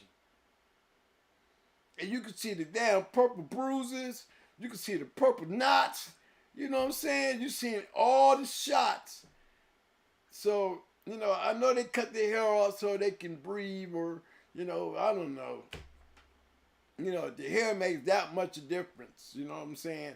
Well, that's, you know, I ain't never done that shit, you know, guys. So, you know, I done fought up in the north in the snow, and I done fought down here in the south when it was hot as hell. And, you know, I just don't understand the shaving shit, because there's no secondary place of to save your ass. You know what I'm saying? When you get hit, your shit's still wide open. And, you know, I guess it really don't matter. All you're doing is shaving your hair off. But it just seems like you didn't, you know, I wasn't see a dog have a skin hope with some hair in his mouth. You know, like we do the hide and shit. You know, we didn't need the damn hair on the hide. We wouldn't even have a hide. You know what I'm saying? Just shade the hair off. You know what I'm saying? It just seems like, you know, it got to do work for each their own. But everybody remember the Joey match. For those who saw the Joey match, you know, that seemed like it was really a disadvantage against Texas, because we saw all Joey's punches. So it wasn't hard to see, even though Texas was doing his thing. It just seemed like the more bruises we saw him popping up on Texas, because he didn't have the hair, and where Joey was hitting him, he was sure leaving. You know, is that coming from Joey's mouth because he's got a mouth full of blood, or is that motherfucking shit coming from motherfucking Texas getting hit? You see what I'm saying? And we all realized by the end that it's because Joey was hitting him. Those bruises, those punches, those things that we saw showing up on Texas in that match was really from Joey biting hard. So I would have to agree. You know, I seen Joey another time up there with McNasty and them. I seen him before he went into Texas. You know, I mean, I didn't see the Waldo match, because the Waldo match went on that morning, and that afternoon, you know, this was the champions of champions, y'all. It was champion and grand champion. That's when the shit we got raided up there in Detroit. And everybody always wondered why McNasty did his match in the morning. When hey, you hosting the show, but you doing shit in the morning, then we get in the afternoon, we damn near getting busted. We damn near did hit us. And you used to always say, you know, well, what the hell was that? You know, but I just don't believe, you know, things change, and maybe what it was, what it is, but I wouldn't see if I'm going to be a damn snitch, I'm going to go fight my dog and then get everybody busted in the evening. I mean, do you think the Popo wouldn't have knew that he was still fighting dogs? No, I never, that's the part of the puzzle that when I heard it, I just don't, you know, that just don't sound like no snitch shit. You know what I'm saying? You know, anonymous caller probably called, you know, just like, you know. Old dude running back to the house after beating up his wife. Yeah, and I'm talking about the champions. You're talking about the Abrahams. Right, that was the Abrahams. Yeah, dude ran back to the house, and, you know, he brought the police chasing him. And brought him back to the house where we out there, a whole bunch of people out there fighting dogs. No, this gonna get started with the champion. Remember, people was running, jumping on the cars, hiding behind cars. They was running up out of that motherfucker. They was just trying to get away. You know what I'm saying? And didn't, I mean, thank God it didn't get started. But I mean, there was champions and grand champions on the spot. There wasn't nothing about no 1 time, 2 time, nothing. That was the night of champions, and it didn't go through. And you know, but they had other dogs. May had a lot of mouth. You know what I'm saying? I would have to say May. Jocko, I heard he had a good mouth. Banjo, he had a good mouth. You know what I'm saying? You know, I guess you gotta understand for the Backstreet, I know they can tell me many stories. You know, those guys in the back street, them was old historians. They popped. I mean, there's a many of them back there. That, you know, they would just probably love to pick up the phone and call me and say, Twin, what you forgot about this one? I done seen so damn many good ones. You know what I'm saying? That, you know, you could say Virgil had a lot of mouth. Yeah. Virgil could bite. You know? I seen some bitches that, you know, like I said, I seen some that could bite so hard it looked like the, you know, 2 punches and you could just tell the dog started going right downhill. I mean, off a 2 shot, poop poop. Oh, you know, he's going. You know, what he did have coming, he lost real quick. That means you have to be getting bit where, like, you know, the story they used to talk about with Searchy Jeff, y'all. It says Searchy Jeff will bite you on your head and not bite you on your head and ride your ass. This just bite you on your head and that's it. You know, most dogs kick over. Boop. Now that's what you call biting. You know, there is not I think Luther was one because remember he hit him. yeah, but I mean, yeah, Luther was killing shit though. Yeah. You know, and he wasn't like no pandy on your ass. Dogs was falling out because Luther was biting so damn hard. That's all that was. Dog, you know, he was one of them kind of bite you and you go, oh shit. I'm telling you, Satan was another dog that, you know, he didn't have the talent,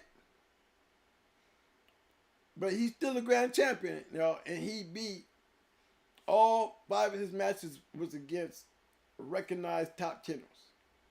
So when I say he didn't have the talent, then what did he have, Twin? He had this one little thing. You could be working with Satan and he knew smart enough to stay out of trouble. But he zeroed in. And all he's doing is zeroing in because his eyes never come, they're always stuck.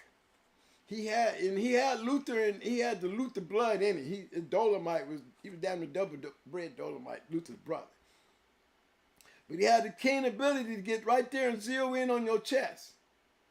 And the worst thing you want to see is a dog get up in your chest so deep. That he's up in your chest so deep, all you see is his eyes. And you don't really see nothing else. So where's the rest of him at? Okay? You know, you just go, where's the rest of him at? And they always had this thing of just falling over. Oh, they trying to work everything, but they're doing it not in a frail way. They doing it in almost a shot way, like they done got hit by a car. You know, and this thing got desperate because Satan bit that hard. No, he wasn't one to go jump down there on a leg and shake your leg and then work his way back up. No, he was just one that just, when he put his head into your chest, we start batting. Because it's just a matter of time. You know what I'm saying? Remember, I said he went to 5 different states. And every single kennel he went into, including the roster man, Clancy Allen, 2 colors. You know what I'm saying? Who am I missing? And the Abrahams. Yep, and Ricky Jones. Them is all good kennels, y'all. But he had this thing that he was patient enough to know when he got where he wanted, and it wasn't gonna be long, cause he get right there in your chest and close his mouth, and it just seemed like everything fold under. It's like they be like this after that. Even when he come out of it, it's like something that paralyzed him up in their chest, where he done just took all this and just crushed it. And when I say he used to get up in there, I told you, Mug jump on his head, he gonna sit right there. Oh, let me sit down for a minute. Yeah, jump on my head. That's right, go bouncing around, poop like a damn shark. And once he do that, yup, it's like they just crumble. You know, they try to run back, they try to bite their way out of it, but now he's on that, you know, he's on that move that he's gonna hit you up in that wall. And the whole time, all you doing is see his eyes. All the rest of him is up in your chest. You know, you start hearing him breathe hard because he's trying to blow the blood out his nose. Cause you bleed like a sip in there. You know, he's trying to blow all the blood out because you bleed everywhere. You know what I'm saying? But them is hard biting dogs. Anybody else got some? Anybody got any comments on some hard biting dogs? I don't know what it is, but some call in. Man, y'all got the number. Y'all gonna call in and just say a name and tell me what you thought about it. Give me a story. Give me something you didn't heard. That's what the damn phones is for, y'all. I mean, I be talking to myself, and I mean, you know, I'm looking right behind y'all. I'm looking at y'all, but I mean, I ain't got a chance to look at the chat to go, yeah, man, you're right. Yeah, he was that. There's the phone number right there. Y'all gonna take but a hot second and say, hey. You know what I'm saying? And that go for you guys in the back street, even your listeners. Always, you can remember we still have a comment after the show. For you guys that's listening now, y'all know the email address. You know, give me some names and say some great dogs that y'all seen or heard of that had great mouth. And you know, so when we go back to revisit this, you know, them was my choices, and these are dogs that I seen. You know, I think Barracuda had a hard mouth. You know, I mean, he you know, his talent didn't make him kill shit quick, but he could kill shit quick. You know what I'm saying? Like he did Fatty. Fatty wasn't much of a contest because he just bit Fatty down. Champion Fatty, you know, crossover Fatty, he was, you know, he was an all right dog, but, you know, he was definitely not on the level with Barracuda because Barracuda just ran through him. My man Crockett said, Cali from Randy Doucette, he was a hard biter. Yeah, that K-A-I-L. I mean, it's a K-A-L-I. That's the way they spell it. Cali, C-A-L-I. Okay, I know which one you're talking about, dude. Doucette's Cali, yeah. Yeah. He was a bad motherfucker. Yeah, he did have some mouth. Monte Sullivan said, Pandy. Yep, you know, I'm agreeing with that. Yep. I'll put your money on that one because she was that. My man Green Team in the house. What up, Green Team? My man Ethan Brown. What up, fam? My man Green Team said Betty Joe, Banjo's mama was a biter. She could bite. Yes, sir. I don't know. That's true.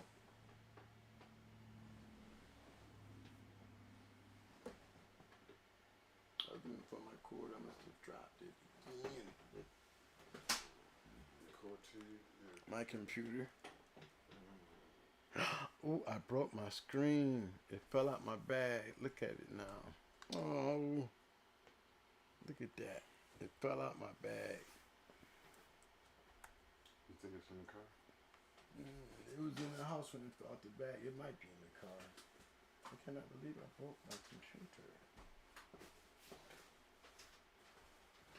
I knew when I heard it hit the floor, I knew that was like a unusual sound.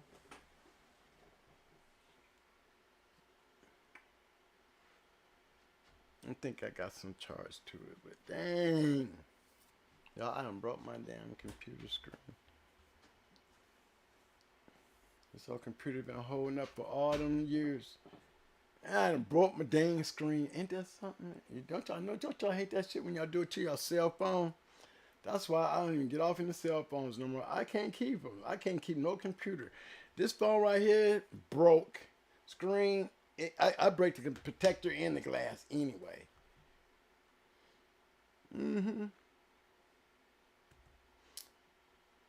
Well, now all my, and then I had these little, you know, the little tablets and shit. Every one of my tablets got broken screens.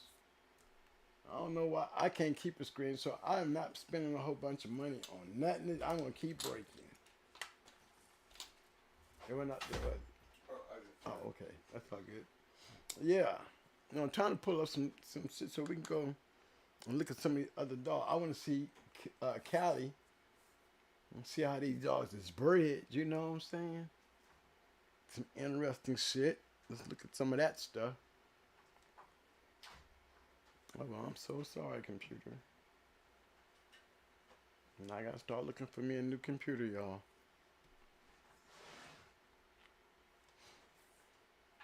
Then I ain't bring my glasses. Hey man, okay, I'm not watching the chat. I know there's some other names coming.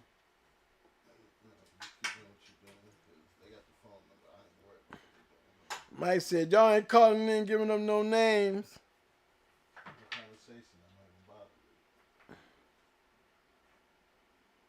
It's a Grand Champion Yellow Man, Champion Little Yellow Man.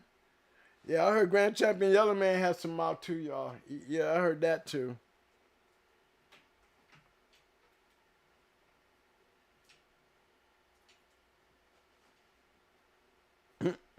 Oh, Jermaine Hunter, he put your number in, Mike. Is there a number up there or something? You must have had it pinned up. There's the number pinned up, right? Right. I don't know what it. I don't know. It can't hit. It's pinned up, y'all. Yeah, it's pinned up. Yeah, Jermaine Hunter put the number in right there. It's right there. It's pinned up.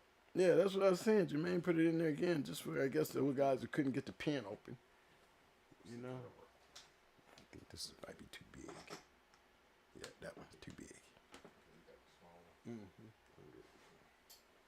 But yeah, okay. Let me see, y'all.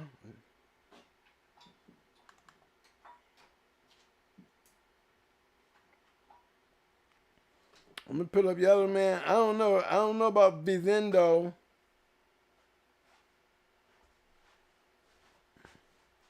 Turtle Buster and Fargo.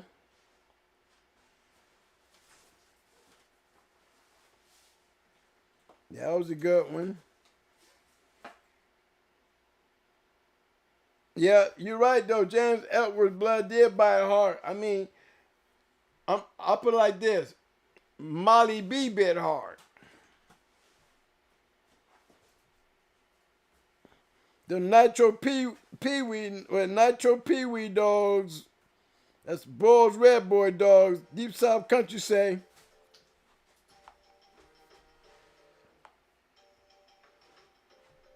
You know what I'm saying? Hello? Hey, what up, who this? What's up, shit? Okay, hold on, fam. You want to get on? Okay, hold on, fam. Dang, my look.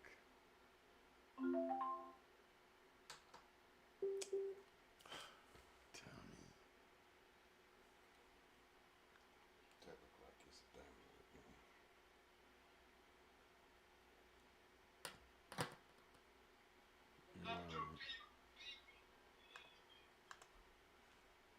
All right, fam, you on. You got to turn down your volume on your back end. Can you hear me? I'm still there.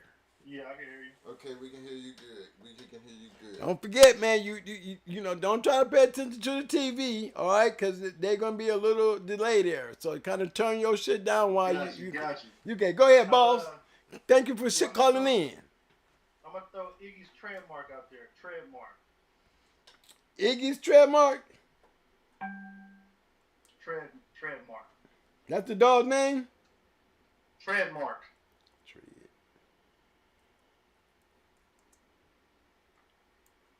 Okay, trademark. I ain't never heard of him. How he bred? He 50%. He 50-50 cross. The top side is Bolio Maloney. The bottom side is Chinaman Little Gator. Ooh, that sounds nice. I'm gonna see if I can pull him up. Can I pull him up on page, man? Is he on page? Yeah, he up there. Okay, I'm taking a shot at it. Hold on. I want to give a big shout out to my man Deep South Country coming in with the 580 with the 8 piece. He said the Nitro Pee-wee dogs, Bulls Red Boy. Appreciate that, Deep Country. Deep South Country with the showing the love with the super chat. That's TREDMARK. Yes, sir. Okay.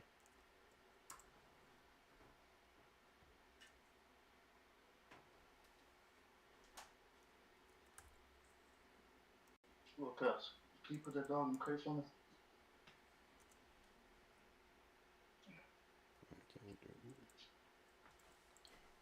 You got to bear with me, guys, so I don't have my glasses, and so it's like, okay. Yeah. Okay, I'll tell you, I got the Papa. quick way to find him. Uh-huh. Look under the offspring of Muddy Shoes. WBR's Muddy Shoes. He'll be on the offspring list. WBRs. WBR Muddy Shoes. I ain't never heard of Muddy Shoes, man. Y'all, I got to look into this.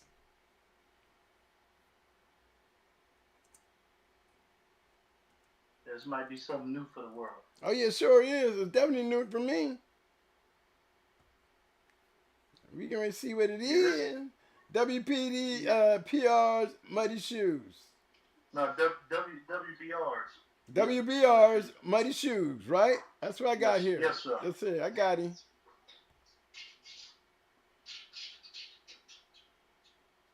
Yeah, you can just put his loud ass in the crate. Mm-hmm. Call him. Here come. Okay, Muddy Shoes. Okay, it's IG's trademark. Trademark. Yes, sir. Trademark. Yeah. Okay, Yes. I got it right here. 2-time winner. Yep. Yeah, guys, it's gonna be interesting here. We got some new shit popping up here.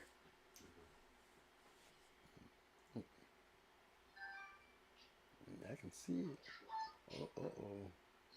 Yeah, I can see it down there. Yeah. Trademark, a very high, real high caliber fast lane dog here, y'all. Look at this. Hold on, why am I not showing up here, money? Okay, hold it. There we go. Here we go. There it is. IG's trademark. 2-time winner, guys.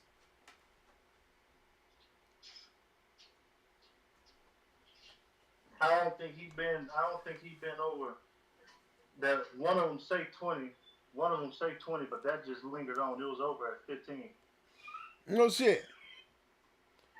See, is a real high caliber fast lane animal. He is a gangster with intelligence, good air, and bite. He's also half brother to champion Double Up, a 5-time winner. Papa Doc, a 2-time winner. Shooter, a 2-time winner, in a Best in Show. Champion Series Black, a 3-time winner, and Markham Midnight. You know, one time, let me see. Number 1, outclassed and broke down Max in 20 minutes. Sirius Black, that's a son of Fatty that you was just talking about. Oh yeah, Crossroads Fatty. Yeah. Oh, okay. Bred to that bitch, little girl. Champion Fatty bred to that little girl, his mama, Trademark's mama. Oh yeah, let me go down here and take a peek.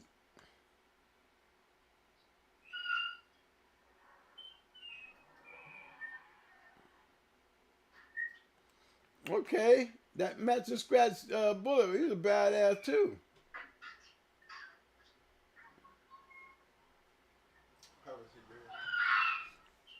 No, I was looking at. And what area is he located in? Must be West Coast. West Coast.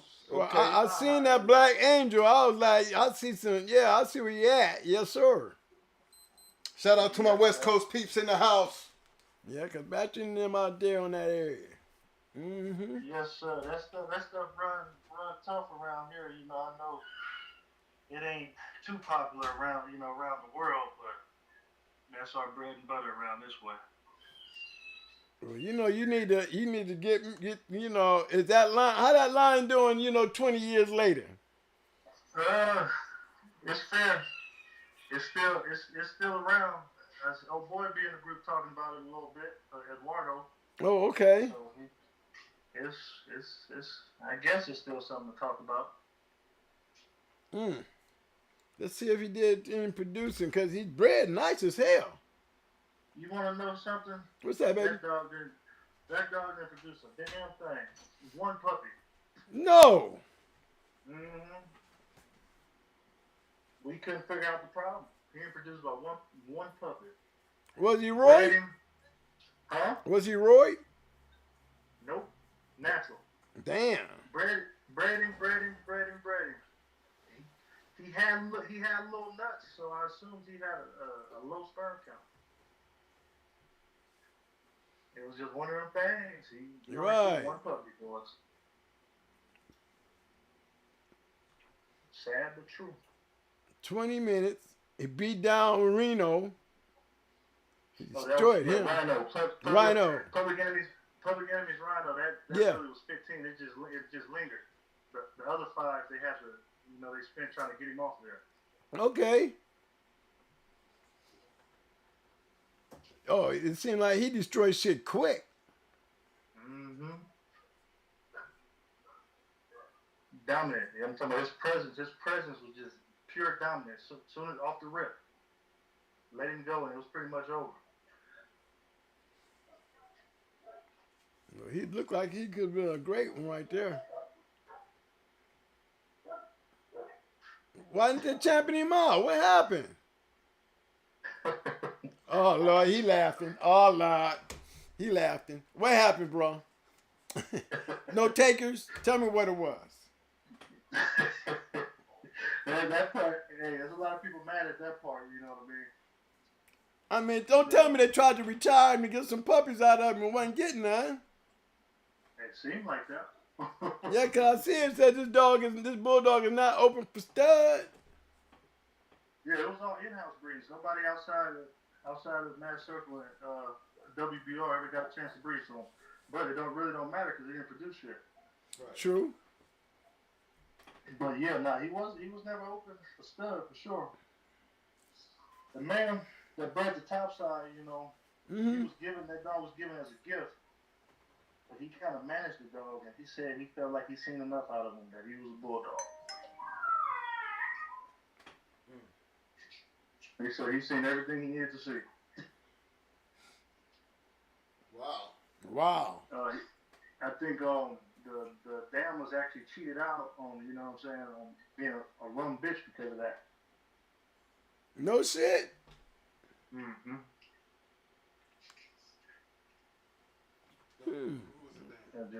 Just one of those things, man. Cat said he said he's seen enough. This dog got litter mates. He's telling me that he had 2 litter mates that were champions. I don't think those litter mates probably have. Right, on the bitch. Okay. Mm-hmm. Okay. So the bitch could throw some shit then. Yeah, she was throwing. I mean, with that black angel sitting there, man, and then the dog looked like his mama too, didn't he? Mm-hmm. With the mirrors and everything. Yeah, yes, sir. She was throwing. She was definitely throwing. I mean, this dog bred good. This bitch bred good as hell, bro. Hey, look at this shit, y'all. There's some new shit here. You California boys. Look at this shit here. That's that Eli Mexican son, bitch.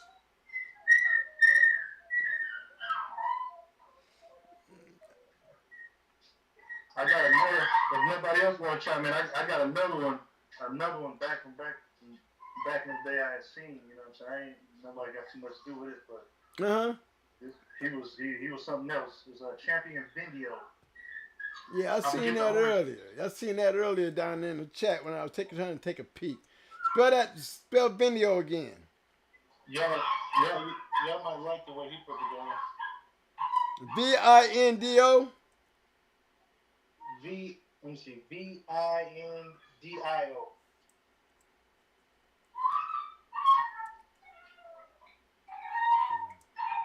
You can let them puppies out, Cassie. Them bulldogs down there, how they bred down there making all that damn noise? What's going on? Oh, man, they got them soup hounds. Oh, okay. Oh, they Sooners? Okay. Ooh, this dog look good, man. This dog right here look good. Oh, yeah, I think that one, what he bought, Mayday Dragon Lady and Reporter Little Gator. I ain't seen his pedigree in a minute. I just remember his name. Yeah, he off of Southern Kennels John Boy. I remember John Boy. And they bred him into some Eli. When they got that Black Angel shit down in there too. Got the Vieira brothers. I know that's the Vieira brothers right there on my screen. Yeah, it sure is. That's old Blackie. Yeah. BBK. That Joker was the truth. You got Luke Kane in there. You got Open House, Chosen Few. You know, Chosen Few, that used to be Chico and them, y'all. Y'all didn't know that. No, they carry many names. Let me go check out this Open House. Look at that shit, y'all. Look at the Open House shit. Yeah, this look like some shit Chico and them be trying to get open. See that pissed out red? Yeah. That Joker right there was the truth, man. He was bred to be the truth. Hey, I seen him put a hurting on Vinny Romero down here. Oh yeah. Oh, that Gardner shit against this shit, huh? Nah, it was some more Black Angel stuff. The Black Angel type stuff. Well, Black Angel is Gardner, ain't he? Yeah, I mean, let me see. Let me take a peek. Let me take a peek. I don't want to be lying now. Hold on. Oh, we some snooter. Yeah, he is. Gardner's Spike. Gardner's Miss Molly. Crossed into that purebred Carver shit with some Jeep Red Boy. Yeah, you could say, but we really look at Jerry Wiseman because he the one that took Lil Gator and bred him, you know, and came up with those dogs, those Black Angel dogs. Okay, yeah, well, he's the Gardner dog, though. He's off of Gardner's Grand Champion Spike and Gardner's Miss Molly. Little Gator. Yeah, I guess we could say that. Yeah, he's Gardner dog. You know, I mean, and he's a hell of a good bred dog all the way around. That Black Angel dog, come on, guy, we still talks about the dog. They just don't get that Carver side and that bottom side, good, that all that love. That dog, whole bottom side, he got all kind of great shit in it. It got Carver in it. It got Jeep in it. It got Red Boy in it. It got Gaines Fargo in it. The type, you know, the Midnight Cowboy. See, the good bread shit is the shit at the top. Mm-hmm. You know what I'm saying? We just scatter all this good shit down here at the bottom. But that good bread shit at the top is what made all that good shit at the bottom come together to produce such a good dog. I mean, look, you got somebody, all whim, top, end, bottom. And then the way they bred it and made it all one. That's right. That's what it is. And that damn Black Angel dog got some badass dogs out there. Let me tell you, I done seen some shit double bred Black Angel will eat your ass up. But yeah, back to that video. Yes, sir. I'm back there. Okay, I think he's from Spain, man. He brought that. They brought that Joker in, and man, this you could just see him big black, look like a stallion, like a horse. He hung that Joker. He was calm. He was calm to a T. He just so happened to look over to the left, you know, at that wooden thing, and lost his mind. They couldn't even hold him. They took him down, and it was over before it started. Well, shit, I tell you what, he had to be game. He went 2 hours and 15 minutes his first one. He must have been a full package because I seen him get a heavy. I seen him get one with a hammer out of there in about 10 or 15 minutes. Made him pick up. Yeah, he got number 2. He went 1 hour and 6. That was a convention, an international convention. Number 3, he went 1 hour and 25. His 4th one was his easiest one, 40 minutes. That might have been the one 15 minutes they got in Tijuana. He won the Gambler's Show as 2nd and his 4th. Oh yeah, but he was definitely an international dog because this shit is in Spanish, bro. No, try that one right there under the medicine. Yeah, nah, he was the truth. He was the truth. He was the truth. Man, look how they bred him. I'm not a big fan of the Mayday dogs and that stuff. You know, only because it wasn't a lot that we was exposed to. That people had them. Don't get me wrong, like red eye Kennels and stuff like that. Mm-hmm. But it's more. I was exposed, and we was exposed to more Eli Carver stuff around here. Yeah, there you go. But he was one for the books that I liked for sure. I tell you what, he sure had that Mayday body, didn't he? Oh yeah, he was big, durable. Big head. It definitely gained 215, 106 gaming show, 125, number 40 went best in show, number 4. You know, all the expectations you would expect for a dog that's got the spread with all that good Mayday in it. You know what I'm saying? You know, and I'm just keeping it real with you, not taking nothing away from the bottom. But that crazy shit you was talking about, he got Luke Kane at the bottom of him. You know what I'm saying? He got Luke Kane on the bottom. So he heavy Mayday with Luke Kane cross on the bottom. So I know what he saw when he saw that box. He went crazy because the Mayday dogs was crazy as hell, bro. Oh yeah, he lost his shit. He came unglued. The cat, Oh yeah. There was a cat. There was a cat next to me, dead ass sleep, man. He woke up like, man, what the fuck is that? Goddamn dog going nuts. He thought it was bringing a dragon. See, and that's a hell of a nice bred dog too, though, dude. Got good looking out. That's a good one, man. You brought two good ones to the board. One of these gonna be the dog of the night, y'all. Y'all better come up with something better than this right here. I got a candidate. No, that's gonna be that twin. That's because he got that mate in him. No, it ain't. No, it ain't. Look at the dog's record. Look how he's bred. Come on now. Don't go hating. Relate. What they say? I ain't looking. What they say? No, you know how these haters is. You know, I'm just giving them the bub before the pub before I got to see it. You know what I'm saying? I'm not even a fan of Mayday dogs. You see, I had to throw him up there. Yeah, but you know, look, but you see, this is something you can validate. You see what I'm saying? So, I mean, you not being a fan, and just the way you talked about that dog, the way he came unglued, and for those who know the Mayday stuff, you know, it's not every day we see a big, pretty black one like that, looking like a little Mayday. You know what I'm saying? You know what I mean? And then he got Luke Hand in the bottom, so, you know, this dog, he deserves his title. You know what I'm saying? Sure. He deserves his title. Yeah, it was pretty quiet. I thought I would just go ahead and drop them too. I had turned on the thing kind of late and shit. I actually gotta go get on this bicep. But I stay chimed in as I can. Well, appreciate you, brother. I'm pretty sure you be on the back street checking things out, and then when you do things like that, you know, you can always feel free to call in. Oh yeah, And blessings with some of your knowledge out there on the West Coast. Big shout out to my West West Coast. Coast. That's right, baby. You did real great tonight, man. I still got them both up here, man. They definitely candidates for the dog of the night. They both bred great. Good story. This is not everything everybody see all the time, man. So I appreciate you, bro. Keep up the good work, man. Always stop in, man. You know what's up. What's your name again, partner? Chuck D. Chuck D? Well, you know, I'm a public enemy man. I ain't gonna have no problem remembering you, Chuck D. All right, man.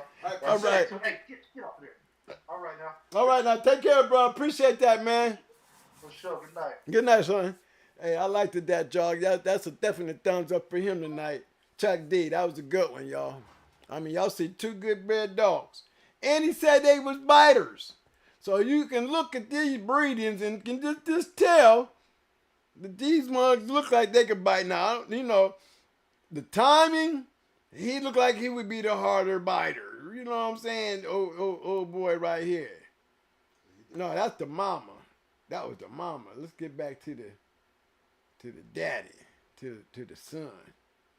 This boy right here. He didn't win but two, though. Man said he's seen enough. 20 minutes and 18. Monster. You know, can't knock the owner. You know what I'm saying? He was happy with what he saw. I'd been like, man, shit. You ain't got no nuts either. You know he wasn't no hunter. You can't give him no hunter credit because you just not. It's not an injustice because you don't. Because it would be good. This dog is still worth talking about, even though his owner wasn't as game as his dog. I mean, 38 minutes of work time, pit time, y'all. 38 minutes of pit time and you retiring. And don't get but one puppy. Let me see what he was looking at in this pedigree that made him work. I'm going to tell you what it was. No, I think Let me see. I don't see it. I don't see anything in this dog pedigree to make me hold him up. that's what probably cost his mama from having an RO.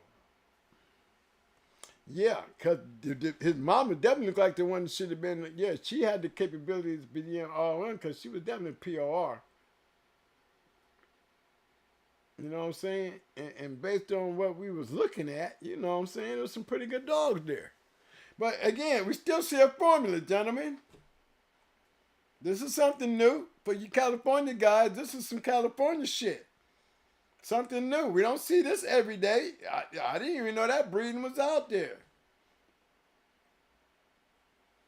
Come on, y'all. We got to say that for a Hall of Famer right there. I mean, it's definitely something to always bring back up when we start talking about breedings. You know what I'm saying? My man turned us on some pretty nice shit here because I'm impressed. You know, more and more I see that Black Angel, y'all. You know what I'm saying? Y'all renewing my Tom Gardner, you know, my interlay where, you know, the man had great dogs. Still, I see a lot more dogs now with the time in them than I seen back then. You know what I'm saying? There's more Garner champions out there than I'm pretty sure he done surpassed STP. I mean, the man never slowed down for producing dogs. That's for damn sure. And the great thing about it, it's not the fact that he had to slow down. It's the fact that, you know, those questions is only being answered in one place. Don't forget. You know what I'm saying? We're still talking about the true essence of what, you know, makes these dogs, you know, the dogs that we're talking about back here on the bus. You know what I mean? 20 minutes and 18. Shit, he would have been grand champion. He would have had another hour and 38 minutes to add to that down that time. My man Jeremy Nicholson said, "Twin, look up." Okay, Jeremy, what you got, baby? What you got? Jeremy got my man Jeremy Nicholson. He said, "Look up Jack Butcher Knife Kennel Pedigree."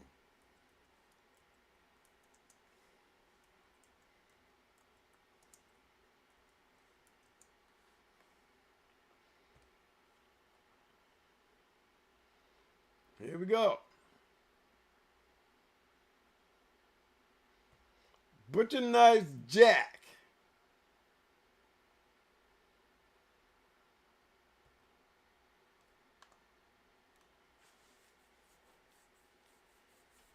Okay.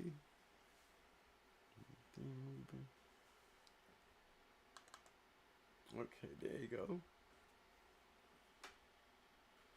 Here we go, guys. Butcher Knife Jack.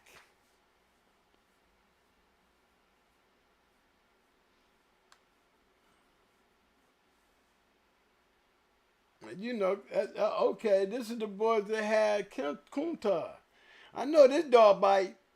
If he don't bite, he should be throwing some hard biting dogs.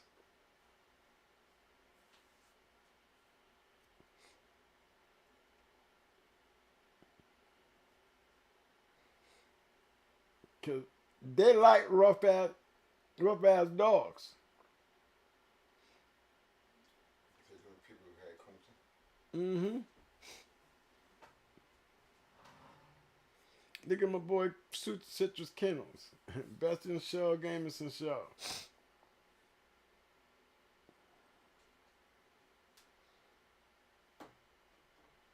Mm-hmm. They crossed the top side. Let's go look at Bam. Big boy.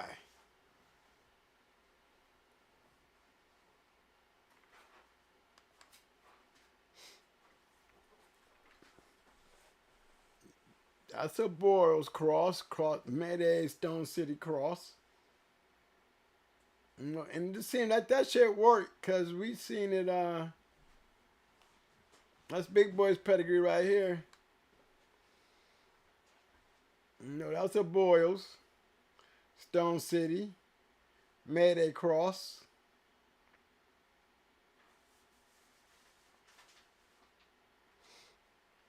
You know, Clay Hill's Miss Rage, we know she's yellow and red boy or something. I know it's something like that. Let me make sure. Let's make sure here. Let's get the full understanding. Yep, yellow, red boy. You see what I'm saying? So that's really, yeah, that's red boy. But I would call it more of a red boy Jocko cross. So yeah, you see that Lady Sassy Mead in there. What I tell you, when you see that Lady Sassy Mead, what I tell y'all? You know what I'm saying? You see that Lady Sassy Mead. I mean, always gonna have that little touch of Zebo. Old Rosie. You know, cross with Nico. Coming off with Awesome Baby, so you know that's heavy yellow. You know that's Mayday right there, 357. You know what I'm saying? Patrick shit. That's a nice bred dog right there. And that's the top side. Cross with some bulls, and then you know I'm always gonna be a fan of Kunta. And then we got Rolly. Now that was a good one. I had a picture of Rolly, y'all, when he was up there in Windy City. I had a picture of all them dogs. I have a picture of Twiggy. I have a picture of me with him. I was taking pictures when I went up there. I've been up there. I was up there twice. I bred Pretty Mom and the Beetlejuice. But before then, me and my friend from Cleveland, Wayne, me and him rolled up, and he was taking care of some stuff up there. And I forgot what we were doing, but I just went crazy on Bob's yard, y'all. All those great dogs was out there, and it was snow, a lot of snow too. Shoot, I didn't care. I made sure I took a picture of every one of them dogs out there. Twiggy, all of them was out there. Everybody was out there.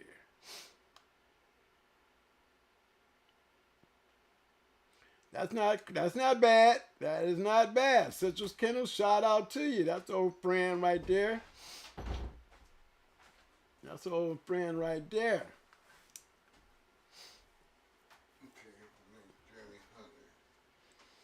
Okay, I got. He's not a champion, but he's sure good bred. Hey, maybe I need to check his offspring. Let me go back and check his offspring, see if he produced anything. Because he definitely got the he definitely had a mouth, but you know, I just wondered if he had the ability to win. You know, always good to know what we're dealing with, huh, fellas? Good bred dog. Good bred dog. We see he had potential. You know, I put with all them match dogs in there, I'm trying to see some wins. You know what I'm saying? Okay.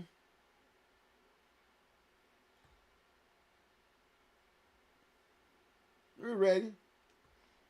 We're ready. We're ready. This from Jeremy Hunter. Uh-oh, Jeremy Hunter, what you got, baby? War Dog Slam Lord. Bulldog Slam Lord? Yep. See, I'm seeing all these names and shit. Okay, y'all been hiding out on me? Bulldog Slam. War Dogs. Slam Lord. Huh? War Dog Slam Lord. Oh. Grand champion Slam Lord. War Dog. Grand champion. What's the name again? Slam. Slam L. F-A-S-L-A-M. Uh-huh. Lord. L-O-R-D. Hey fellas, y'all don't forget to hit that like button. Don't forget to hit that like button if you haven't already hit that like button. Okay. That's interesting. Slam Lord. Let's see what's up here, y'all. Let me see what's up. I'm waiting.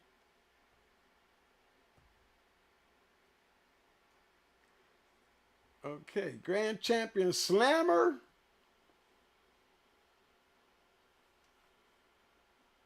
War Dog's Grand Champion Slammer.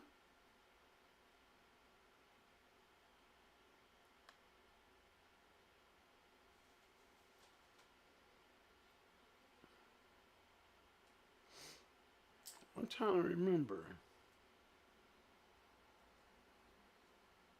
Hey, this ain't my boy. This ain't the slammer I know. War Dog up there in the Rochester area, man. Randy. Ain't this Randy Dog? Yeah, this is Rochester area. I know the people. Yeah, Bishop Brothers. Yeah, Bishop Brothers. Yeah, this slammer.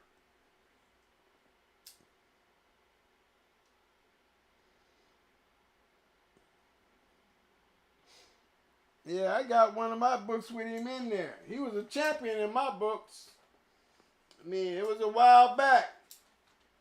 You know, things change. You know, the journal still lurks. You know what I mean? Gotta take something here. I remember Slammer. I remember when he got his championship. Right there, War Dog Slammer. He was a 1, 2, 3. He was a 4-time winner back then. Yeah, that is my boy Randy. Yeah, that's my boy, man. You know I knew Randy. Yeah, I know Randy. I know Slammer and all them, man. I was there when he beat the Bishop, the oldest dog, that day. 50 minutes. I seen that one. Yeah, me and Randy go way back. See how you know people? That's Jermaine Hunter. You know he up from that area. Yeah, that's right, Jermaine. I forgot you up there in that area there. That's them Rochester area dogs, man. I see. I know who that is. And that was 99. I'm just still trying to figure out that 5th one. I'm looking for that 5th win. He definitely had 4. I definitely know he had 4.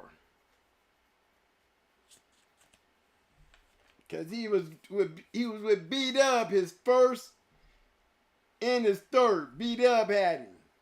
And then Randy got him. I think Randy was the one who took it in with his 4th. If I'm correct.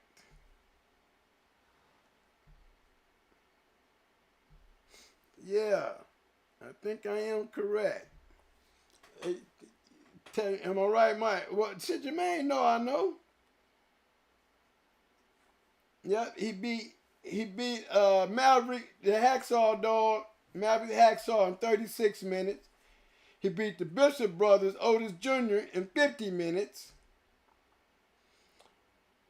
He beat Douglas Bob in 1 hour and 23 minutes. And he beat Pinky in the Brain in 58 minutes. My question is, that was 1999. I was just wondering where's his 5th one. I see all them busting shows. When the Pinky in the Brain went, yeah, he went 1 hour. He actually went 58 minutes. Jermaine said Randy ain't allowed in my town. Him and Romeo was supposed to go. No. Yeah, well, I'm still trying to find out where this 5th one was. I don't even see his 5th one up there. No, I know he was a 4-time winner, champion slammer. He said he'll find out. He said after Romeo ducked him, they found someone else. That was when he was going for his grand championship, Jermaine? Was he already a 4-time winner then?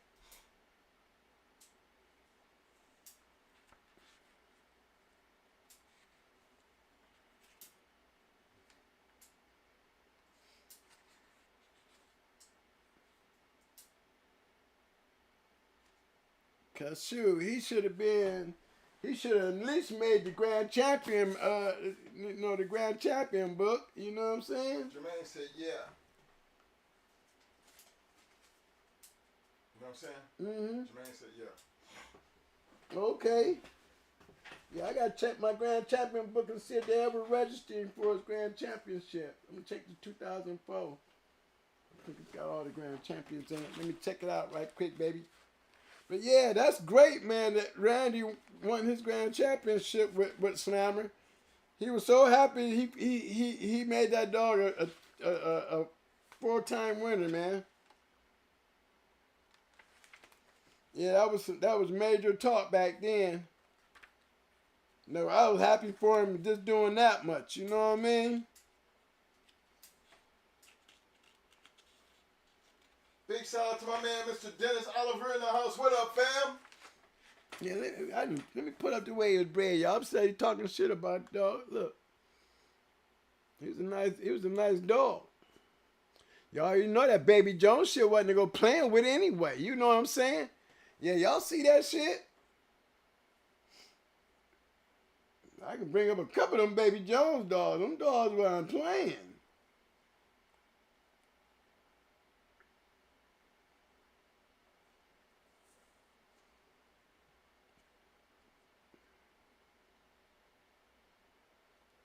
Yeah, they didn't put his grand championship in the journal. And this is in 2004, you know what I'm saying? They still had him as a champion in 2004.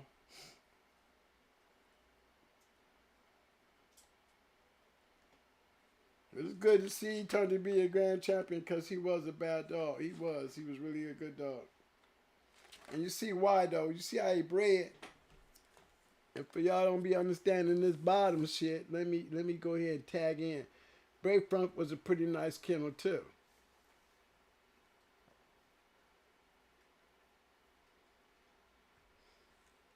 See, y'all think I be missing out. I be knowing what's going on, y'all. I tell you, I be knowing these peoples. Look how he bred. Look at that bottom, y'all.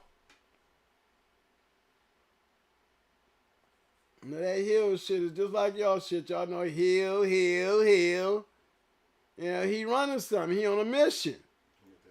All that Maximilian shit. You see that shit down there? Let me show y'all that. You always hear Schoolboy talk about them red double dogs and shit. Look at that shit.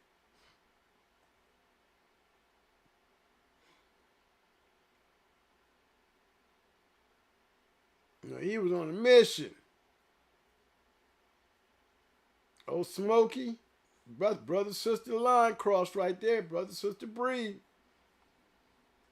He did the brother sister move.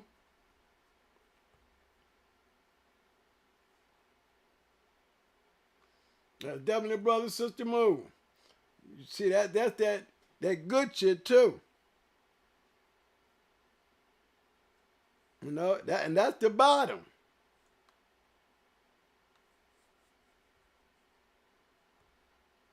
That was the bottom.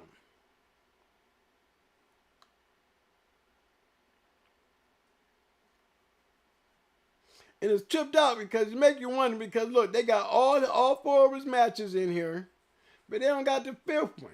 And this is 99 now. You know, I know Randy, so I'm still trying to. He said it was after number 4, so I'm gonna take it. My homeboy know. They just didn't report it.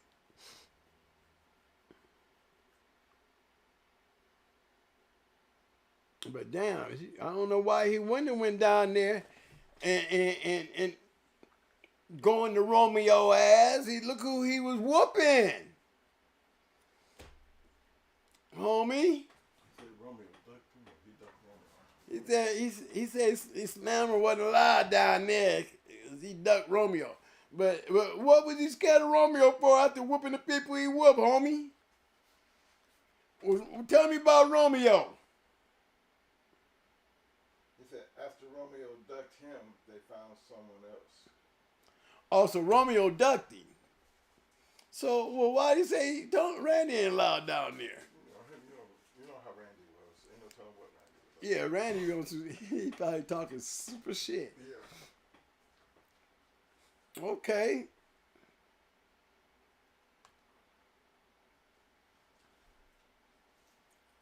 Did he ever produce anything? Let me see if he ever produced anything, y'all.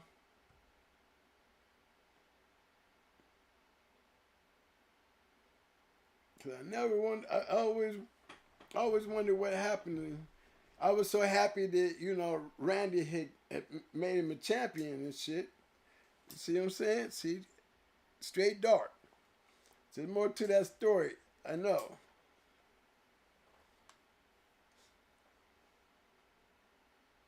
But definitely a great bred dog.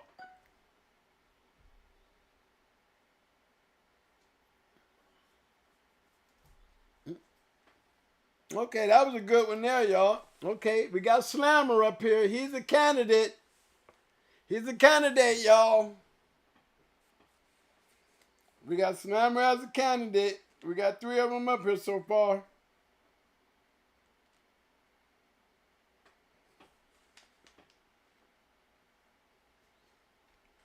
I'm looking for hard-mouthed dogs now. I'm looking for hard-mouthed dogs.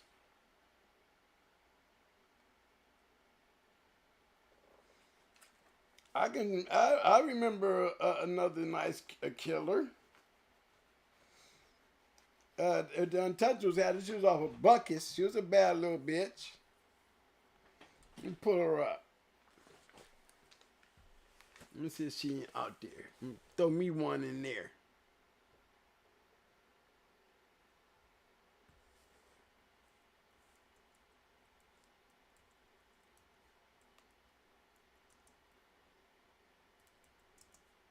Let's see. How you spell psycho?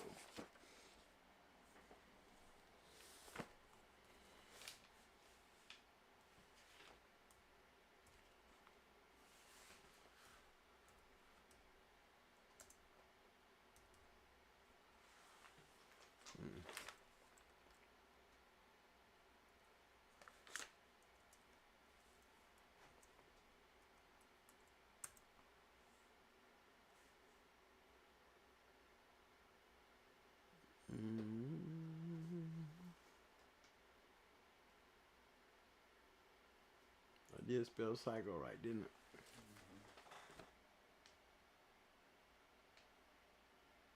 It popped up. Hmm. Can you go down?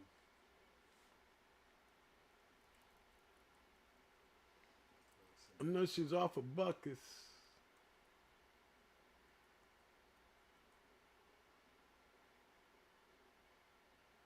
Well, let's pull up buckets. Okay, let's pull up Buckets.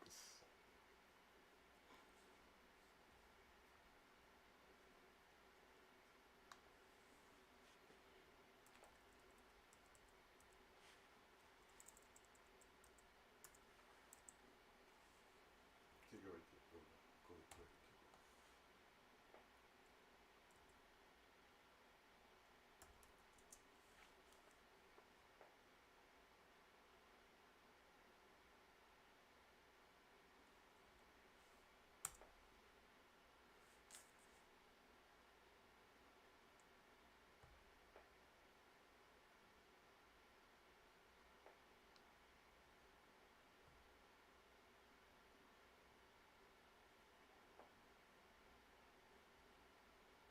$357 when you talking buckets, man. Mm-hmm.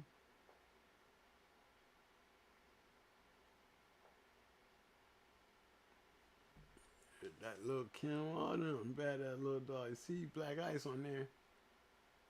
He had more dogs than that. You know what I'm saying?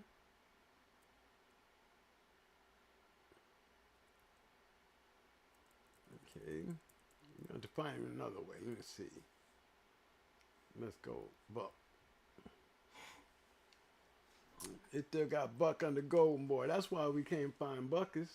This fake ass shit. And then we got to put the real Buckets up there.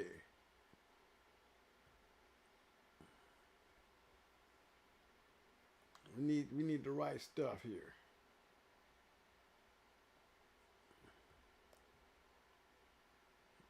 Okay, we're gonna go to Red Lady and go find the other Buckets.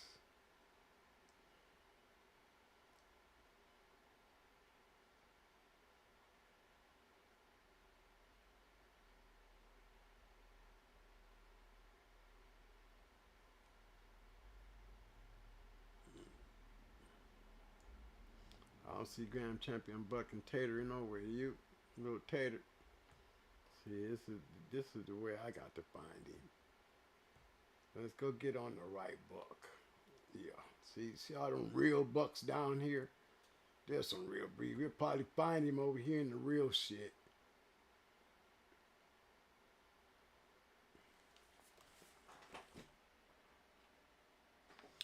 Buckets and Daisy May.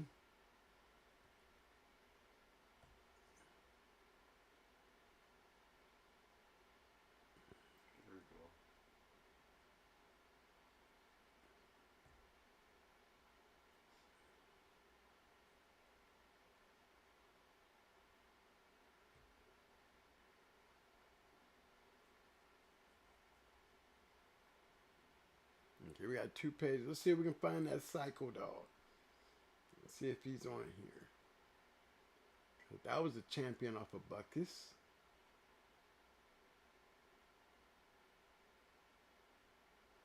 See, there you go right there, see?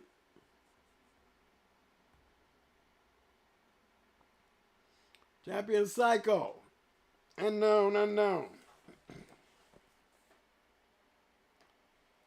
She was actually off of Locklear's Psycho. They got the bitch right. They got the name right. Hardest biting dog I ever saw. Right? Y'all checking that? Hold on. Let me see if we can find another one with a right pedigree. This is the one I picked? Mm-hmm. Okay. Because she's off of Locklear's dog. No, he's the last of the Untouchables. Jason. I don't see no more Psycho on this page, did you? Okay. Let me check page 2. Okay, let's try this again. Okay, that's the right breeding. It's not Chinaman Psycho, it's actually Locklear Psycho. Hardest biting dog. It said there was a hardest biting dog. She won 3. And her first one was 18 minutes. The second one was 7 minutes. And her hardest match, she was a 33 or 34. Then she went all the way up to 35 for her championship. And went 43 minutes. Went into a pretty game dog, but she broke her down. Came up 2 pounds and smashed her one. She was so, but Jason Locklear was the one that produced the bitch. You know, that Jason, my boy, he was at the pig picking with us. The last surviving member of the Untouchables. So see, that's some of his shit right there. That's Locklear's Psycho 2. Bred by Locklear. That female Locklear Psycho was his dog. Bred pretty good too, though, wouldn't y'all say? See how they was mixing that Mims in there? That Mims Moses, that Carolina shit. You see that Red Boy, they was crossing with it. You know, that Mims do that. I just want to see what this Prancer, this Moses shit was. Big shout out to my man Mad Circle Combine coming in with a 5-piece. Appreciate the love, fam.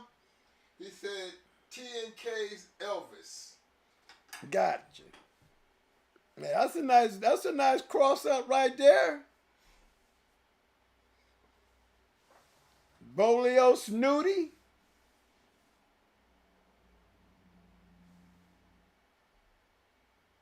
And then Snooty Sorrel's on the bottom. Let's see what Cookie was doing cross with the Snooty shit. Yeah. That's that old shit. Look at the old shit, the old Stu Fowler shit. Goddamn Jermaine Hunter firing all of them. Rockets, Cherry Bomb. He firing all their asses. You know what I mean?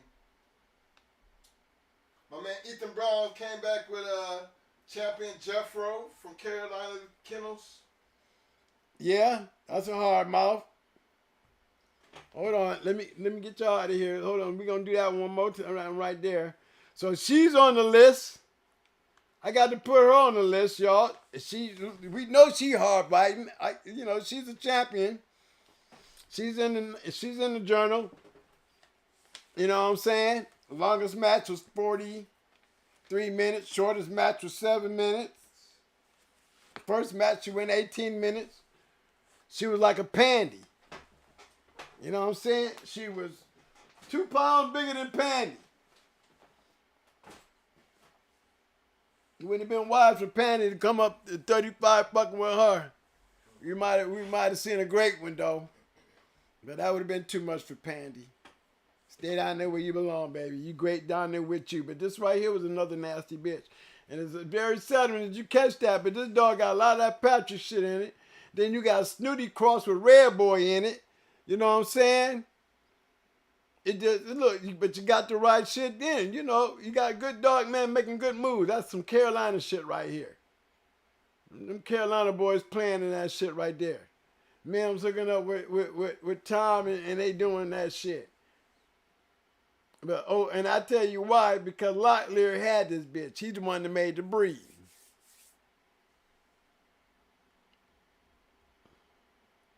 Oh, Jason made the breeding. He's the one that produced the bitch.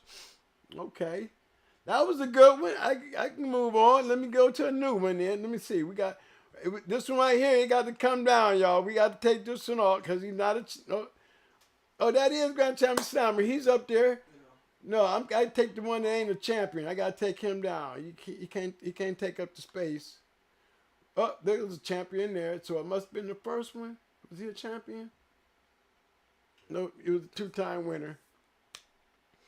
Yep, you could have had a chance to stay up there, buddy, but we got too many winners. You see, this is what happened when your owner don't treat you right. He's worried more about he did just fine for him. But tonight you didn't do fine for us because we got too many other dogs that went somewhere. You didn't. So we got to take him off our list. Okay, gentlemen, it was a good bred dog.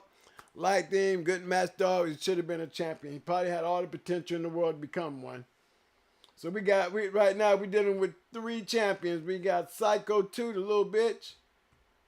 We got Grand Champion Slammer. I do question that one, but you know, my boy Jermaine said he went out there and won number 5.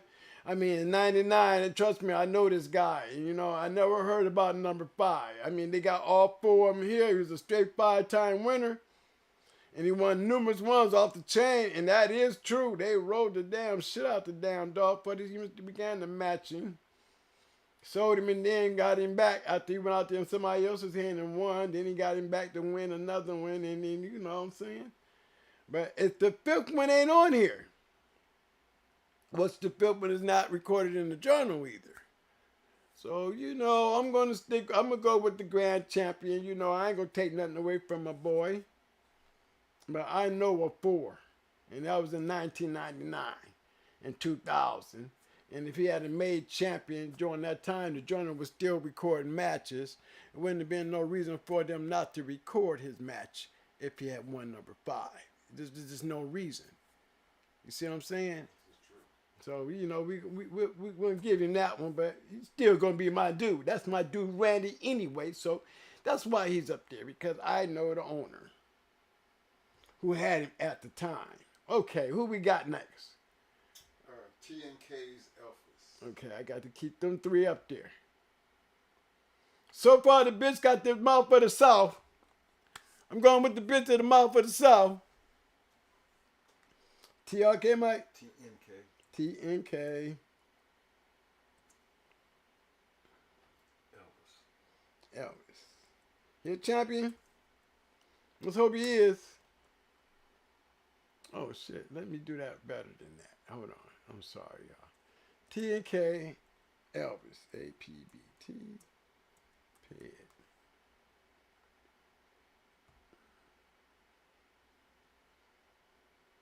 Okay, 1-time winner, best in show. Okay, let's see what's going on here.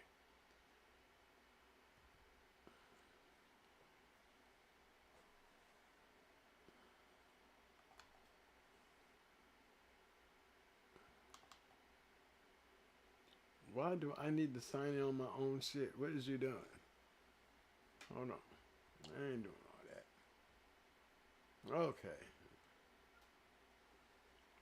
Well, look at that big head, man. He won in 20 minutes best in show in a 10 card show against a 2-time winner where he's now in China.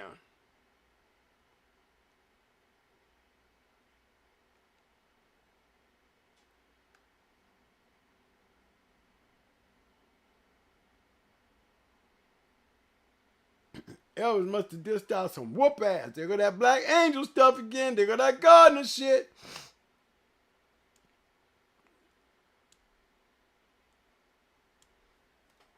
Yeah, they got that Gardner shit. You see it up there.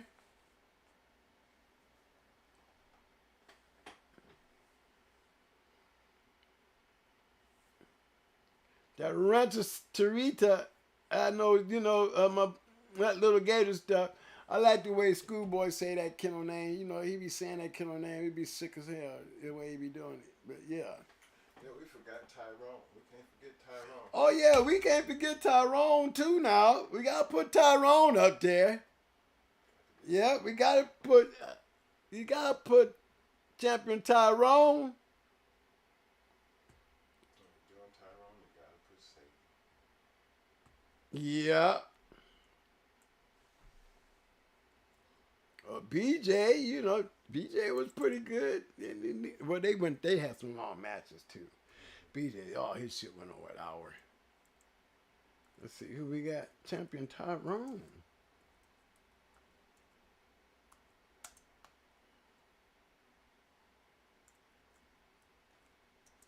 You know, I gotta go back on that and give a little bit more time on that. But he's a one-time best in show though. You know what I mean? And, you know what I mean?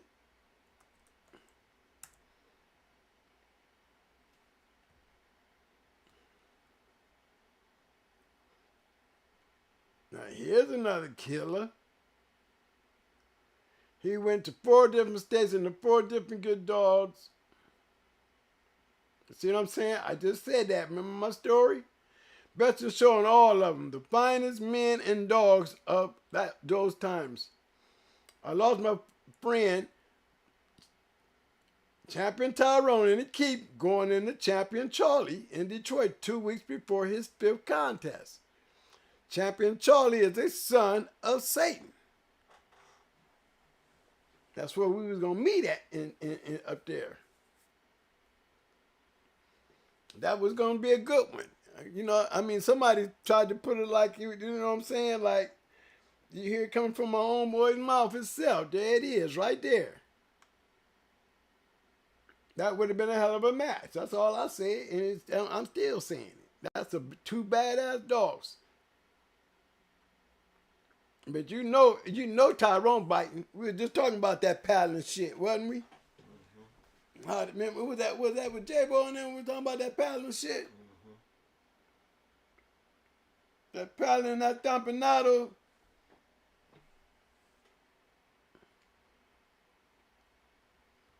This shit down here at the bottom, don't underestimate it.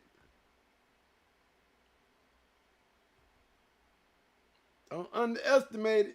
So now we know we got to put Satan up there now, Mike. You know what I'm saying? Mm-hmm. Yeah, don't underestimate that bottom, y'all.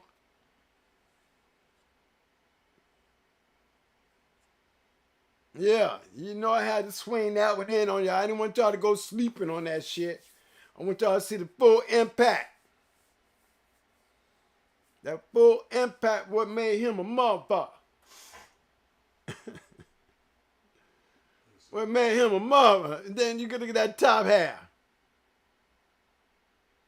That Parker's Quincy. Whoo!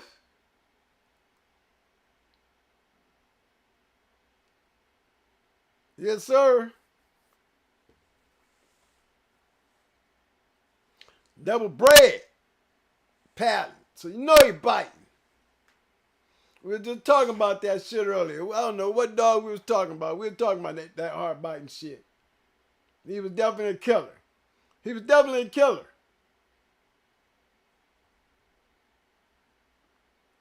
Okay, Tyrone's up on my stand.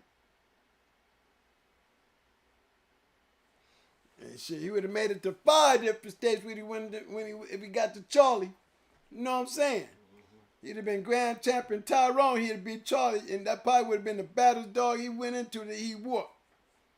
Because both of them was going for their grand championships, and both of them were some hellified dogs. It would have been a long, good one, too, because both of them dogs was bad as hell. That would have been the fight of the year. Charlie and Tyrone, oh, that would have been a great one.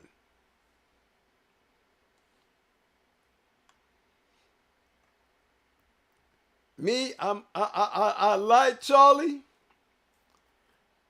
because he was crossed with my boy, another one of my partners, my kennel partner.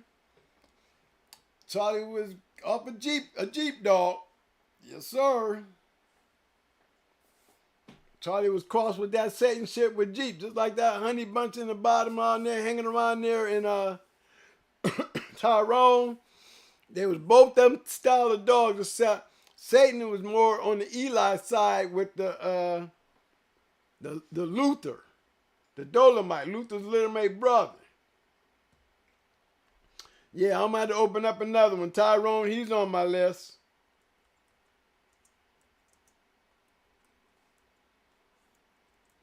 Let me do it like this.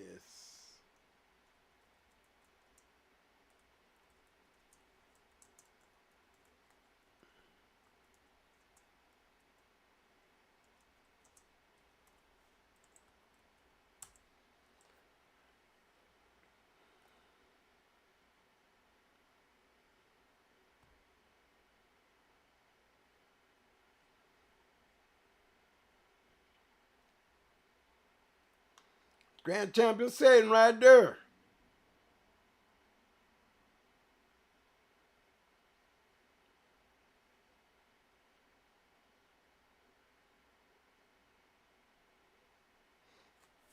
There go my boy Old Sound Lambert right there. That's Luther's little mate brother right there, y'all. Grand champion Luther, little mate brother. So you know that, see all that? That's all mouth going in. That's all mouth right there. Grand champion whooped some of the best dogs in the dog man out there in 5 different states. And that old shit was biting. This shit right here, I don't know what it was.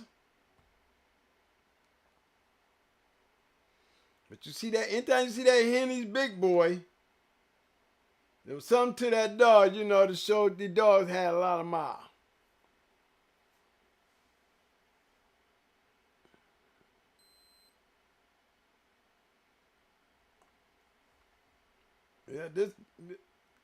Yeah, I'll show you his offspring. Satan, he definitely got a page up here. Because he was a good hard-mouthed dog, too. He just bit in one place. Your chest. Let's see, I don't even see Charlie up here. I see George.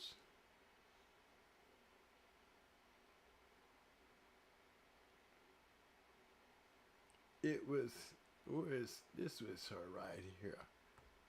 Satan's sister. There she go. It was Satan's little mate's sister. Yeah, offspring.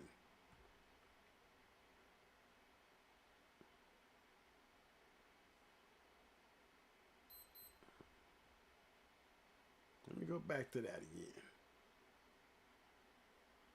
Okay, these are her litter mates. There you go.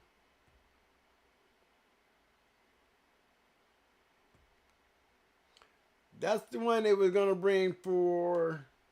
That was the one Tyrone was going into.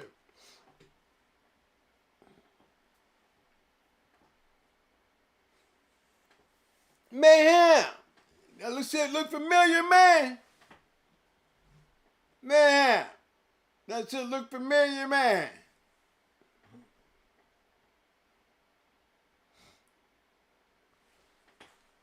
Yeah, that's what would have made that match right there such a great match, y'all. This dog and Charlie would have been this would have been the fight of the year there, because them was 2 badass dogs.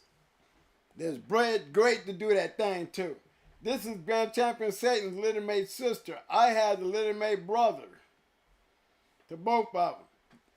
Had a little puppies off of them. They got out of the pen and went over there running to their daddy, and he killed every damn one of them. Yeah, I mean, he killed every one of them. Daddy, daddy, daddy. Whoop, whoop, whoop, whoop. Came home, I got puppy guts everywhere. Yeah, they was them kind of dogs. You don't see much of that shit, but all you got to recognize, and we talk about this badass, we talk about him all the time. We talk about his brother all the time. Yeah, we talk about his brother all the time.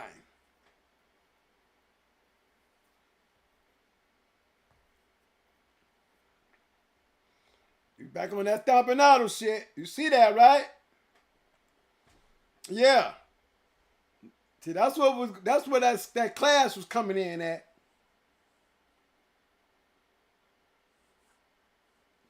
These motherfuckers have mouths. I'm telling you, these boys was biting.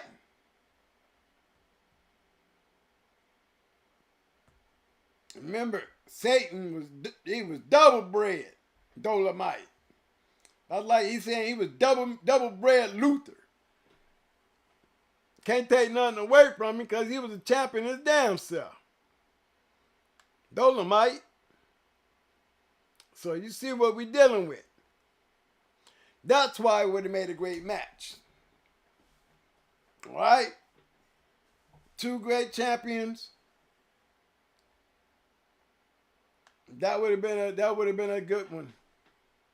But shout out to both of these dogs right here. I would say both of them had good mouth. Both of them was known to kill one. They was badasses and they knew how to bite. This is Satan, Grand Champion Satan, Little May's sister. She lost to a champion. Actually, a champion going for her grand champion and went over an hour or something. Got picked up dead game.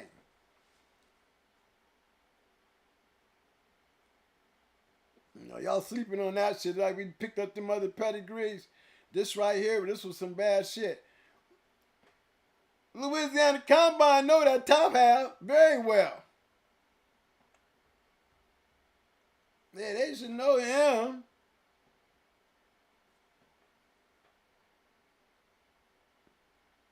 You know, that's another story there in itself too, y'all. Y'all know Amber came from the same place. Bluegrass Kennel. You know, my silent partner was partners with this dog. They actually bought the dog together. And then, you know, my partner, he funny. You know, he shared the love.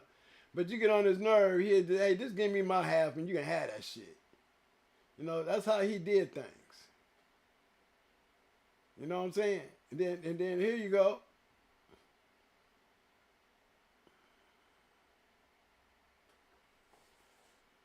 That's a cool buck right there. Them boys know who that is. Yeah, him and Jesse, litter mates.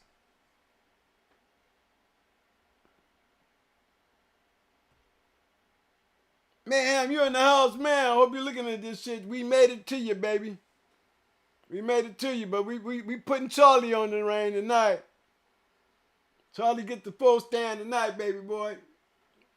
Because we got Charlie going into Tyrone. I know I made a comment about that in one of the shows, and somebody tried to run back to Big Bro, tried to make it like it was a problem or something. Man, shut up. You don't even know what you're talking about. You know what I'm saying, money? Yeah. They was going into each other. What the hell is you talking about? Do you know we is in the backyard with people's boy? See, that's what we talking about when we talk about fast lane.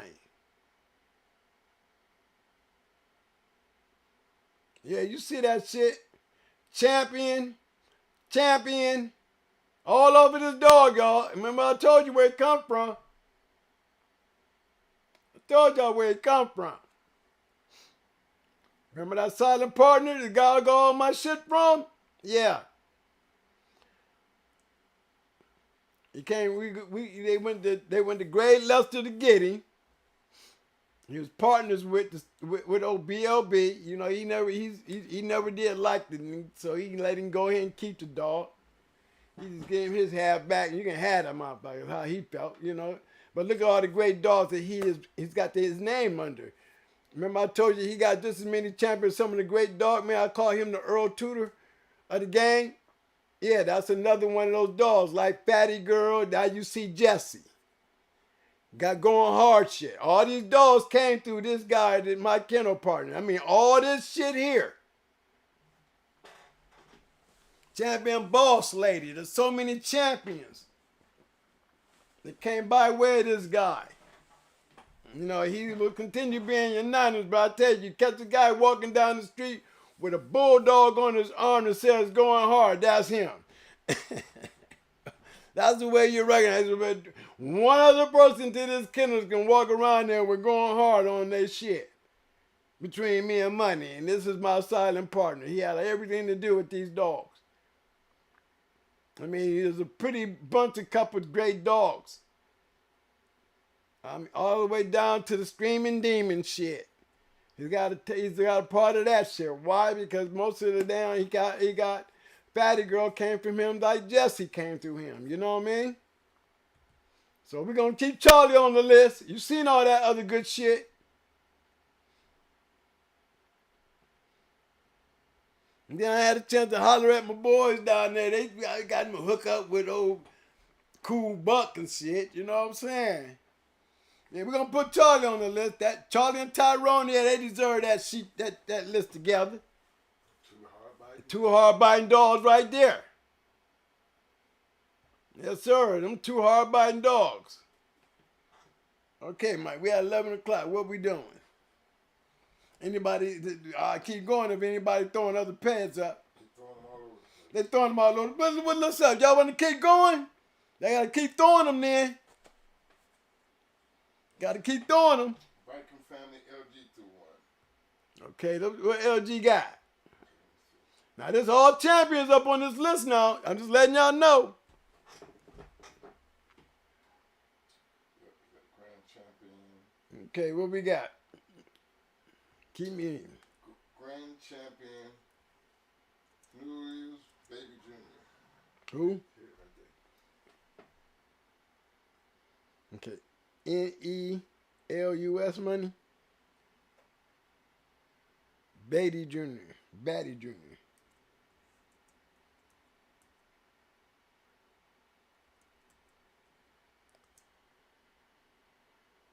Okay, let's see what we got here. You got the news.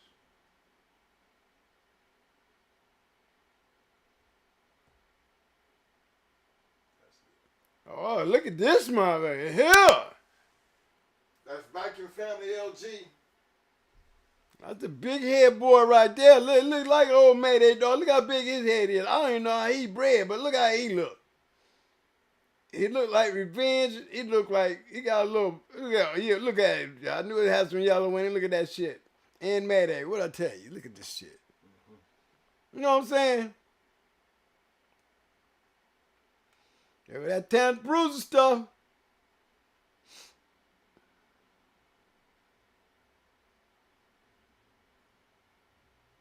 No, this some overseas shit here. This right here for sure. Bottom half, definitely. Let's go take a look.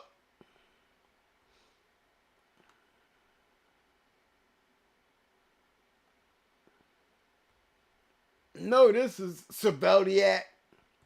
You know what I'm saying? Let's see where to take us to, though. That's what I'm going for.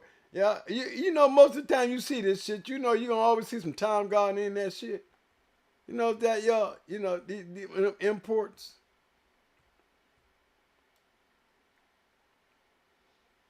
Look, he got St. Benjamin's Bonbon and Buck up in there. You know, with some Gardner stuff.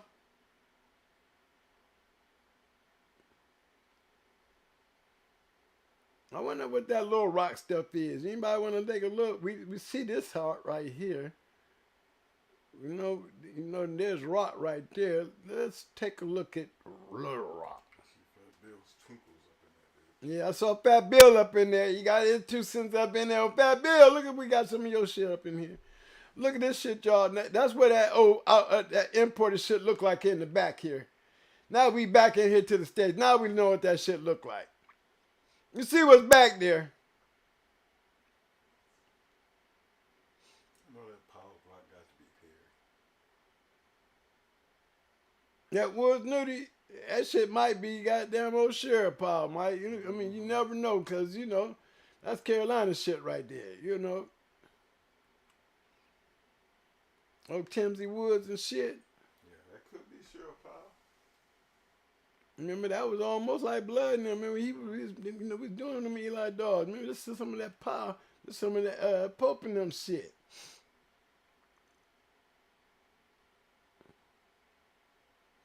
Got that plumber shit up in there. Look at that nigga and the Honey Bunch. With the rascal. Okay? Y'all see that? Y'all see that, right? That's some nice bread shit right there. Them OC people kept it tight too. You see what I'm saying? They knew what they was doing now. They knew what they was doing now. Check it out now. They knew what they was doing.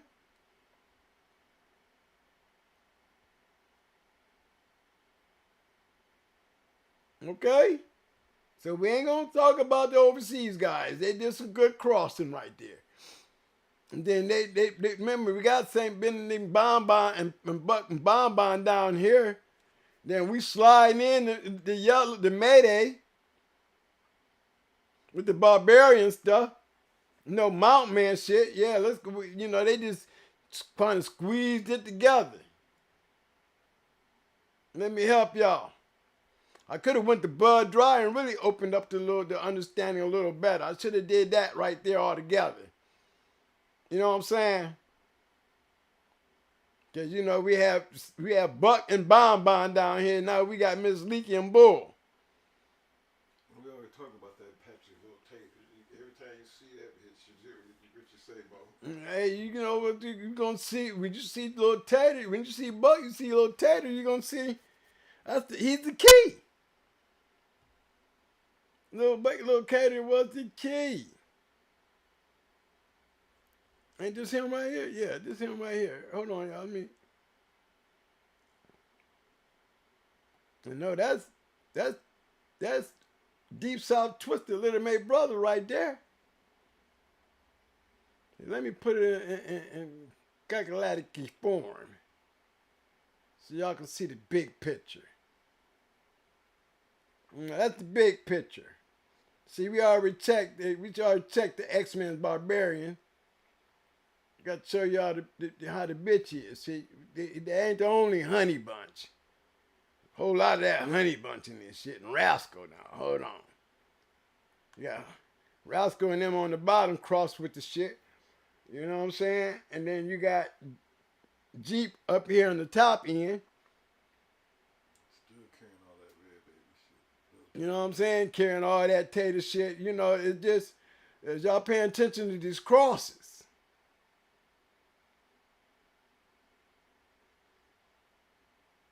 Yeah, Offspring. I could have put on her siblings. You see him down in there, Deep South.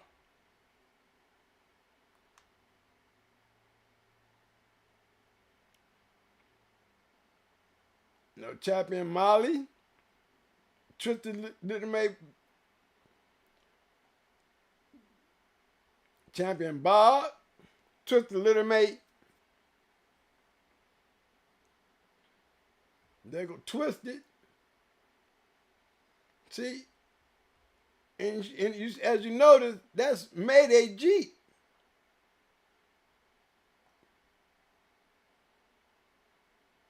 That's old Lupe.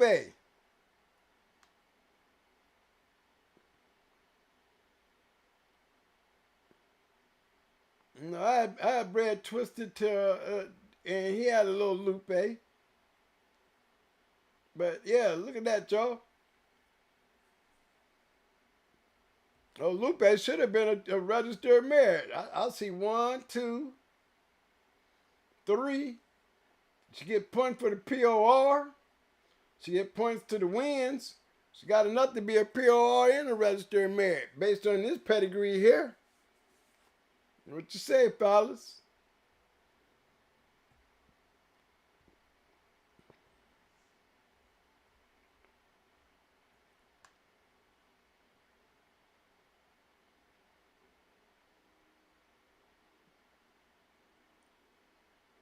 Dog and Hungry smashing shit, y'all.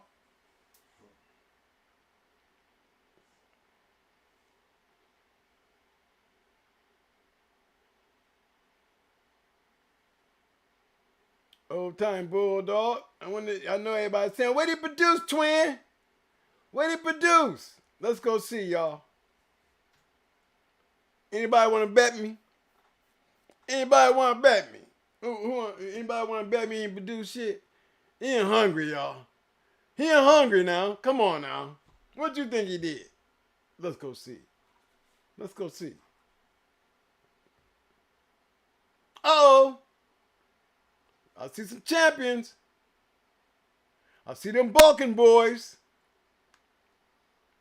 What he produce? Twin, what he produce? What you talking about overseas, y'all now? He was hella look at this shit. Come on now, y'all know y'all saying, damn, twin. Produce some shit, bro. You know what I'm saying? I know y'all saying, damn, twin. He ain't got no registered merit by his name or nothing. Yeah, he do. He got all of him up under this shit. He got 2 sheets. Damn.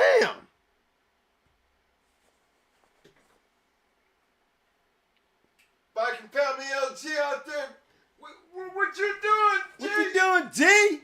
We got a leader. We got a head. We got one. He done got one up here in the top running. This is the second page.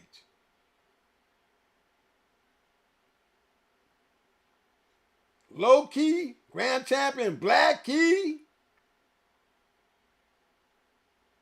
Rosie Loco.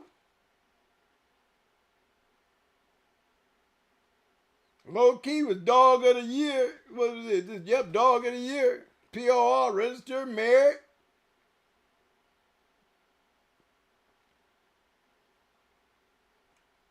Yes, sir.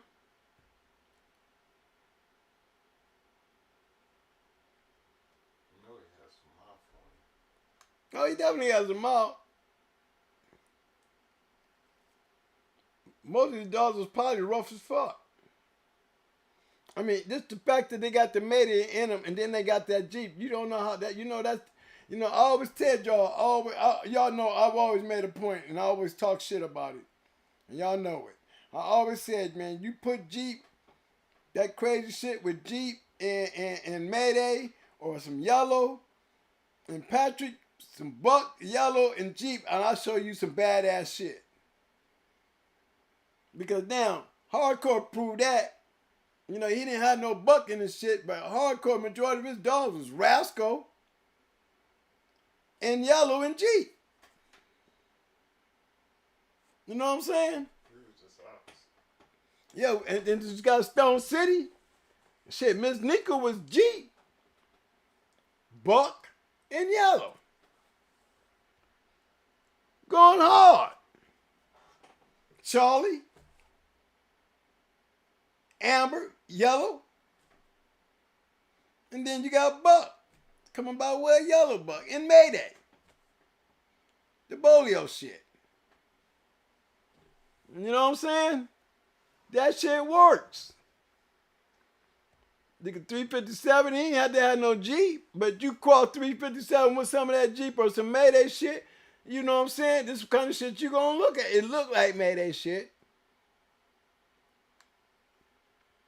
You can tell if you look at most of his body, his face got more scars on it than his legs. So you know they're always biting, trying to bite him off or something. Straight up Bulldog right there, y'all. Coming off the grand champion. I done seen this line right here. You know what I'm saying? We had some of this shit. We got some bruiser stuff. Remember, Buck Rogers and Bebe and them. You know, Sassy Girl. She was double bred. She was off of Bruiser's daughter. Double bred daughter of Bruiser.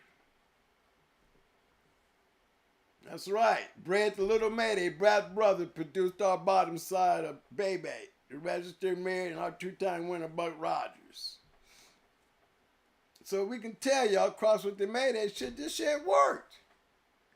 Put some together, we put some Stone City on some Mayday on top of that Bruiser shit with that Jeep and got the same results that they was getting.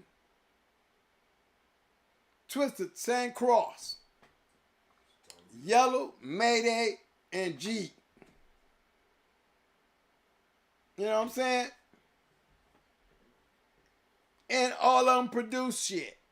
Don't forget that. All of them produced.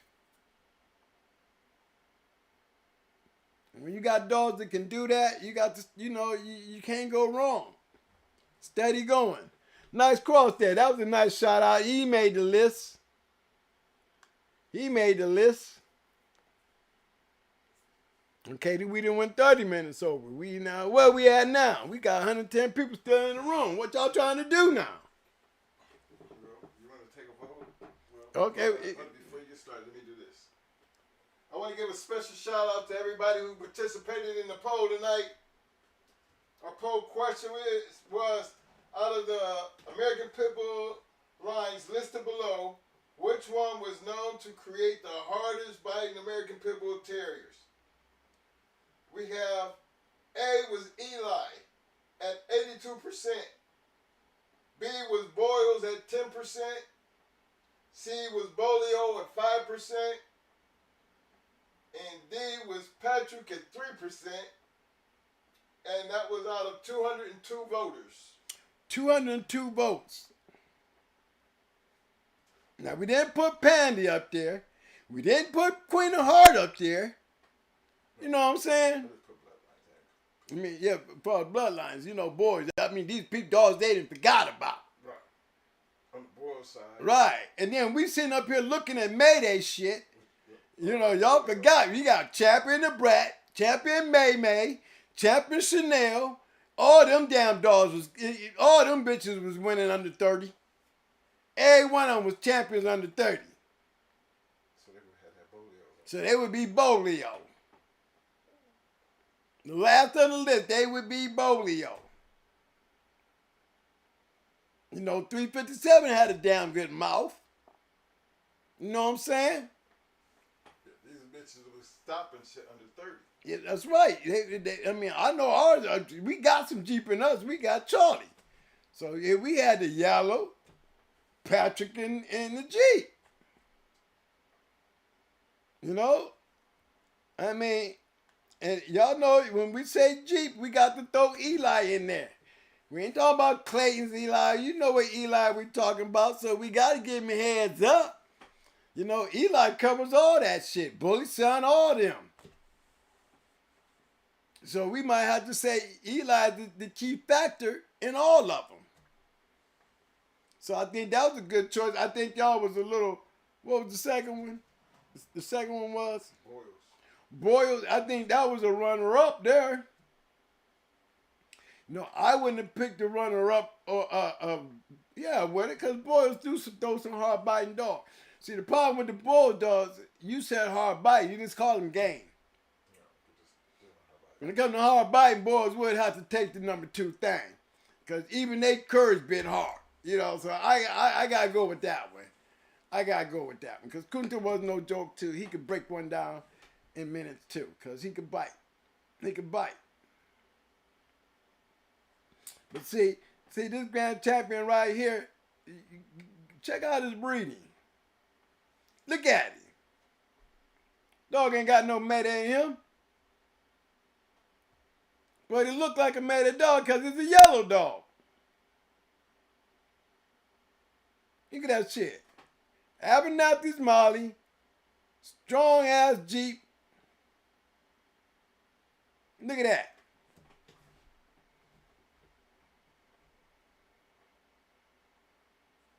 Yeah.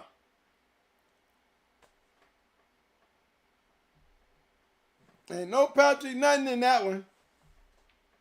Oh yeah, it is. We got some buck in there. We got some buck in there. We got some buck in there. Here go the buck shit right here. You know what I'm saying? That's the buck stuff right there. What, that Miss Nasty? Yeah, Mikhail Sassy.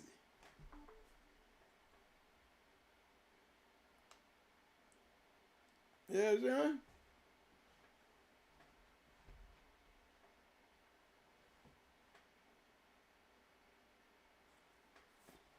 And then you put that Jeep on that top of that shit, like I told you.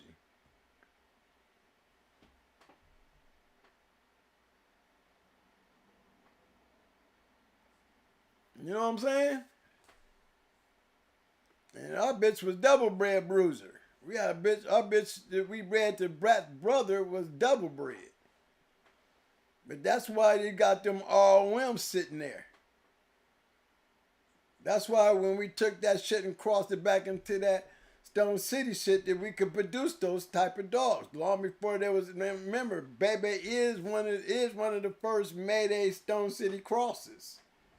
Don't forget that. Yes, she is the first Mayday Stone City cross, and it just so happened that she's an all-woman with the same type of dogs in her. Only thing she didn't have in her, she didn't have this down here, but she sure had a lot of this up there. And it wasn't far behind. Like I said, she was double bred bruiser. Now put that on there with Grand Champion Yellow Buck. Or her daddy being off of Grand Champion Yellow Buck and Champion Miss Nico. And then you put our Mayday stuff coming off of Grand Champion Ace, that's Charlie. You know what I'm saying? Bred into a tight inbred yellow dog, yellow giant dog, who had yellow in her as well. With Mayday. Come on now. There was no doubt that we was going to hit something. And you see the way they make these breedings, they're breeding good dogs, you're going to get good results. So, you know, definitely he's up there. He is definitely up there for the countdown. You know what I'm saying? We at 11:30. Let's go through them one more time, y'all. We're gonna see which one of these. We're going to see which one of these is going to be dog of the night. We got some badass dogs up here tonight. And the first one, we're going to start off with the first one. We can't be picky with him.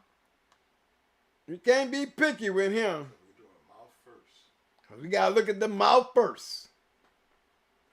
He has got Mayday in him. He got yellow in him. He got Black Angel in him. Don't forget the bottom now. I want y'all to be forgetting the bottom. Don't want y'all to forget the bottom.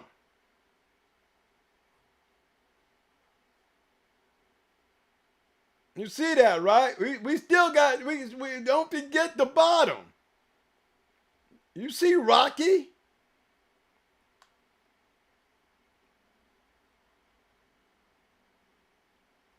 You see him down in there? You cannot forget the bottom.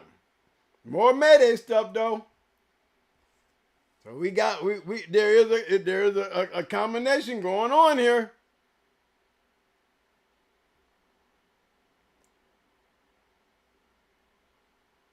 You know what I'm saying? Black dog, nice looking big head dog, you know, international. He went 2 hours and 15 minutes. He went 1 hour and 6, 1 hour and 25, and he went 40. Best in show. Did we give him the hardest mouth award? Man, no.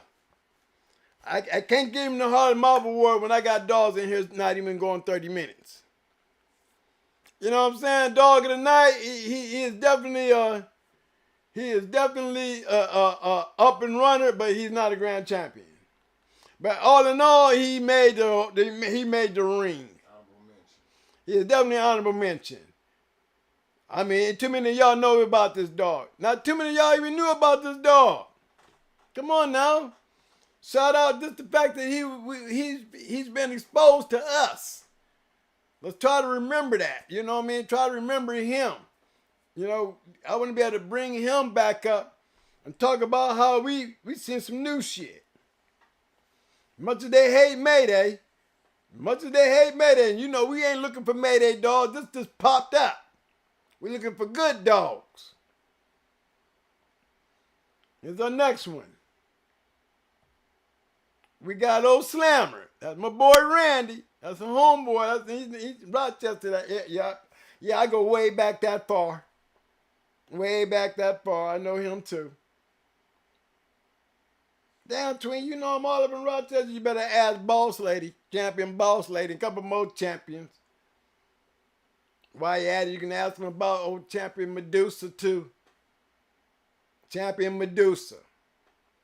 Badass little bitch. Again, another one of them dogs in my kennel partner. You know what I'm saying?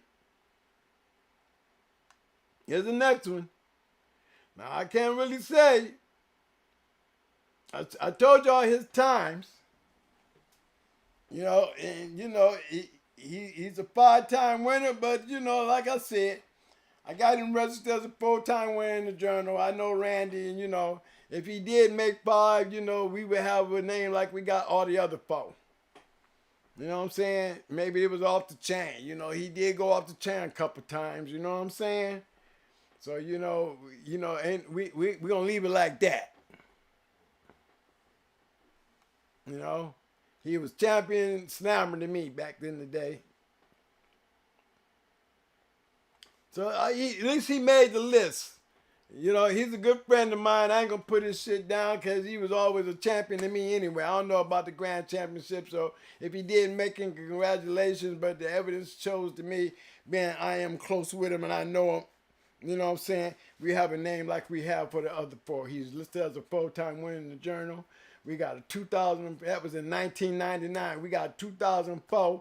There was no reason in the time, in the period of that time, that he could not have won 5, and I got it reported. That's the truth. So we just got to go on that fact alone. He's still in 2004 listed under as a champion in 2004 in the Sporting Dog Journal. So, he still made the list. That's my boy, Champion Slammer. Jermaine Hunter, good one, baby. Yeah, I know Randy. That's my dude. We used to talk about him. I was so happy when he made a champion, man. All them years, he finally got him one. You know, Sean B with Champion Justice and all them dogs. Biorio with Champion Cemetery Rest.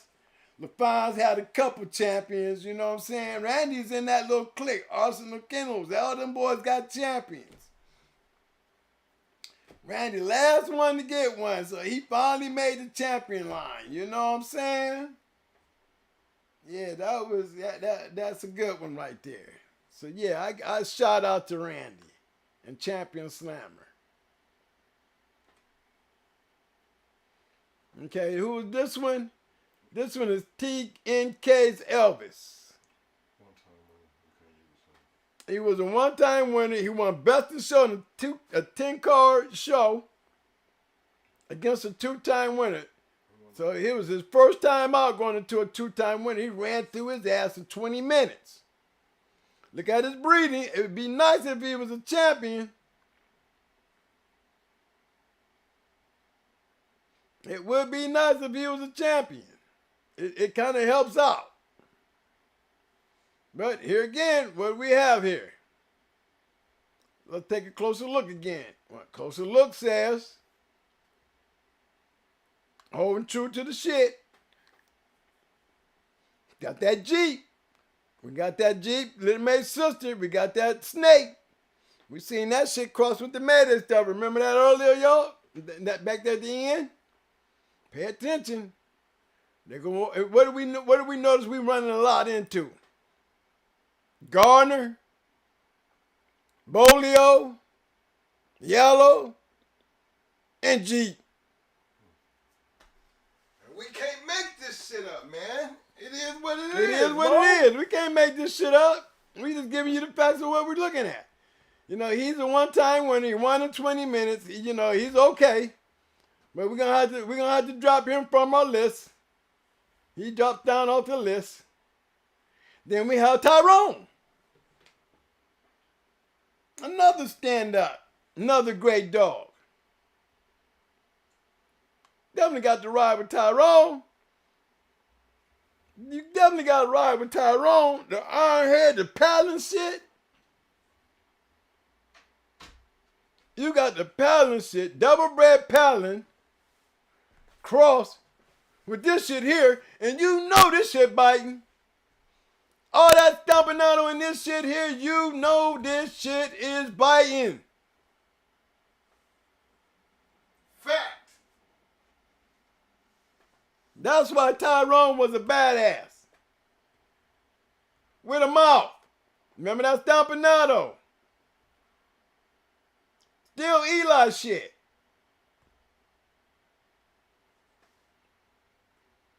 All this shit goes back to Eli. When we say Eli, we ain't talking about Clayton's Eli. We talking about Boudreaux's Eli. All this shit falls back on his heart. On him. Look at all that Stompanato. Look at all that Stompanato, y'all. Tyrone was bred sweet. That's the bottom. Then you come up in, you still got some Stompanato. And then we add that Palin.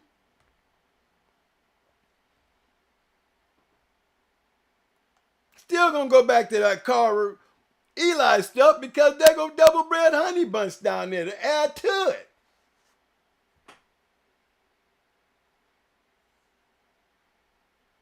Look at that shit.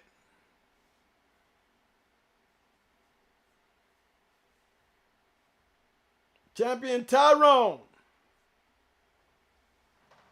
No, he had mouth. Can't nobody say he didn't.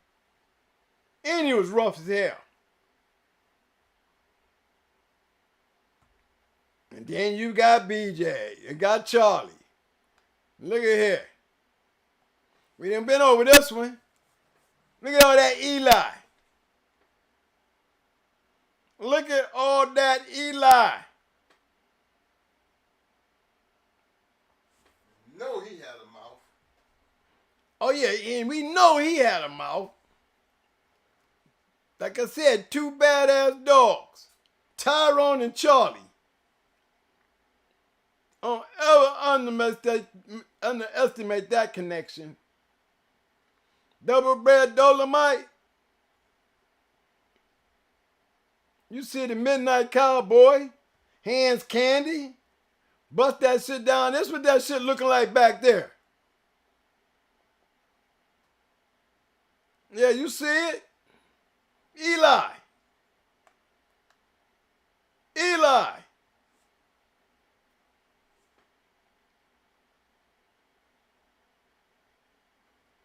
Don't forget this big Spice. That's Spice. Grand Champion Art, Eli. Yeah. Carver.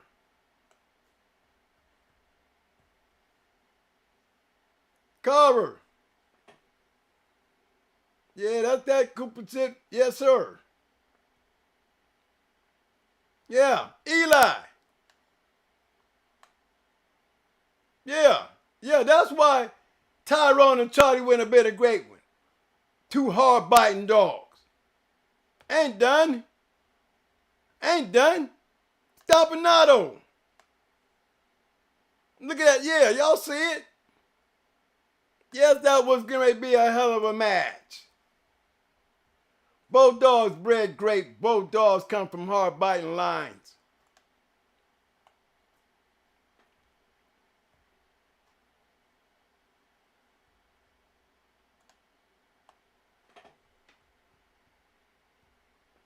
And that was just the bottom. That's the top. You see what the top is? Shouldn't just be said. You know, that's Jeep Rascal all day.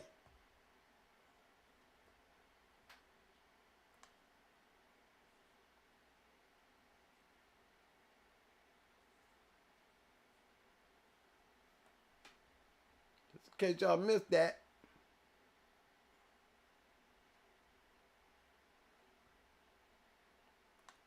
Not Jeep Rascal. That's straight Eli. Orphan Annie. That's right. Oh, also Negro. Double bread. Oh, also. Keep going back.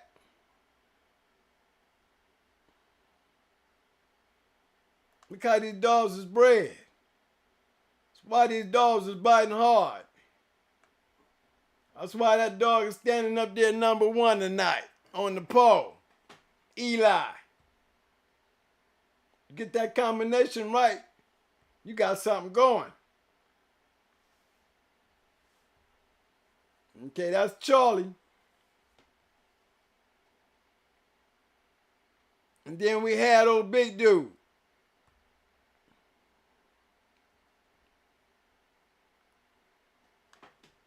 Old Batty Jr.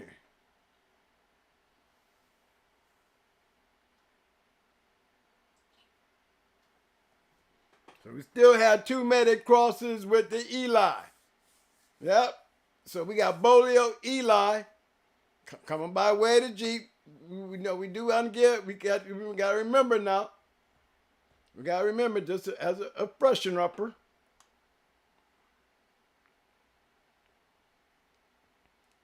We can't forget that.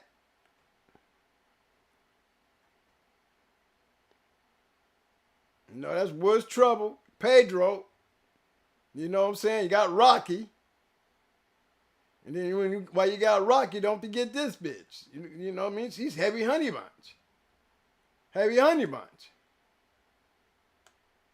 See what I'm saying? Jeep bred back to his sister. Okay, yeah. Battery getting low, but you see it though, fellas, right? So, okay, the boat is in. My battery's going down on my computer. I want everybody to take a time out right quick. And let's take a vote.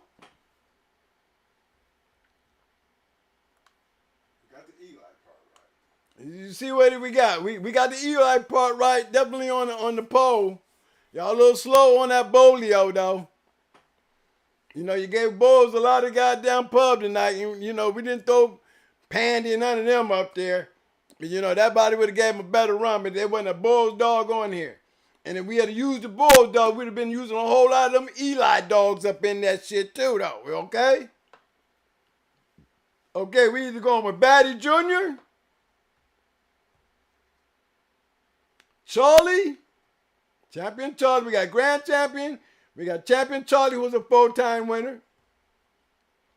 We got Champion Tyrone, who's a 4-time winner. We got Champion Psycho. I told you her matches. Her longest match was 43 minutes. We got Slammer. Grand Champion Slammer. He was a 4-time winner. Oh, Lord. And then we had that other dog. Forgot what his name was. Slammer and... Dang. My man had him on there. Dang, hold on, y'all. I'm up here. Cut off screen. What's up, y'all? See, I didn't have my battery charger with me today, y'all. My phone wasn't plugged up. But yeah, man. Hey, let's see if we can get it in. You know, y'all make the vote for what the dog of the night is. My computer went down. Sorry about that. I don't know, somewhere I lost my plug. When I dropped my bag, all my papers and my computer shit fell out. In the process of falling out, it broke my screen too. So that was me trying to hurry up to get to you guys. You know what I'm saying? You know what I mean?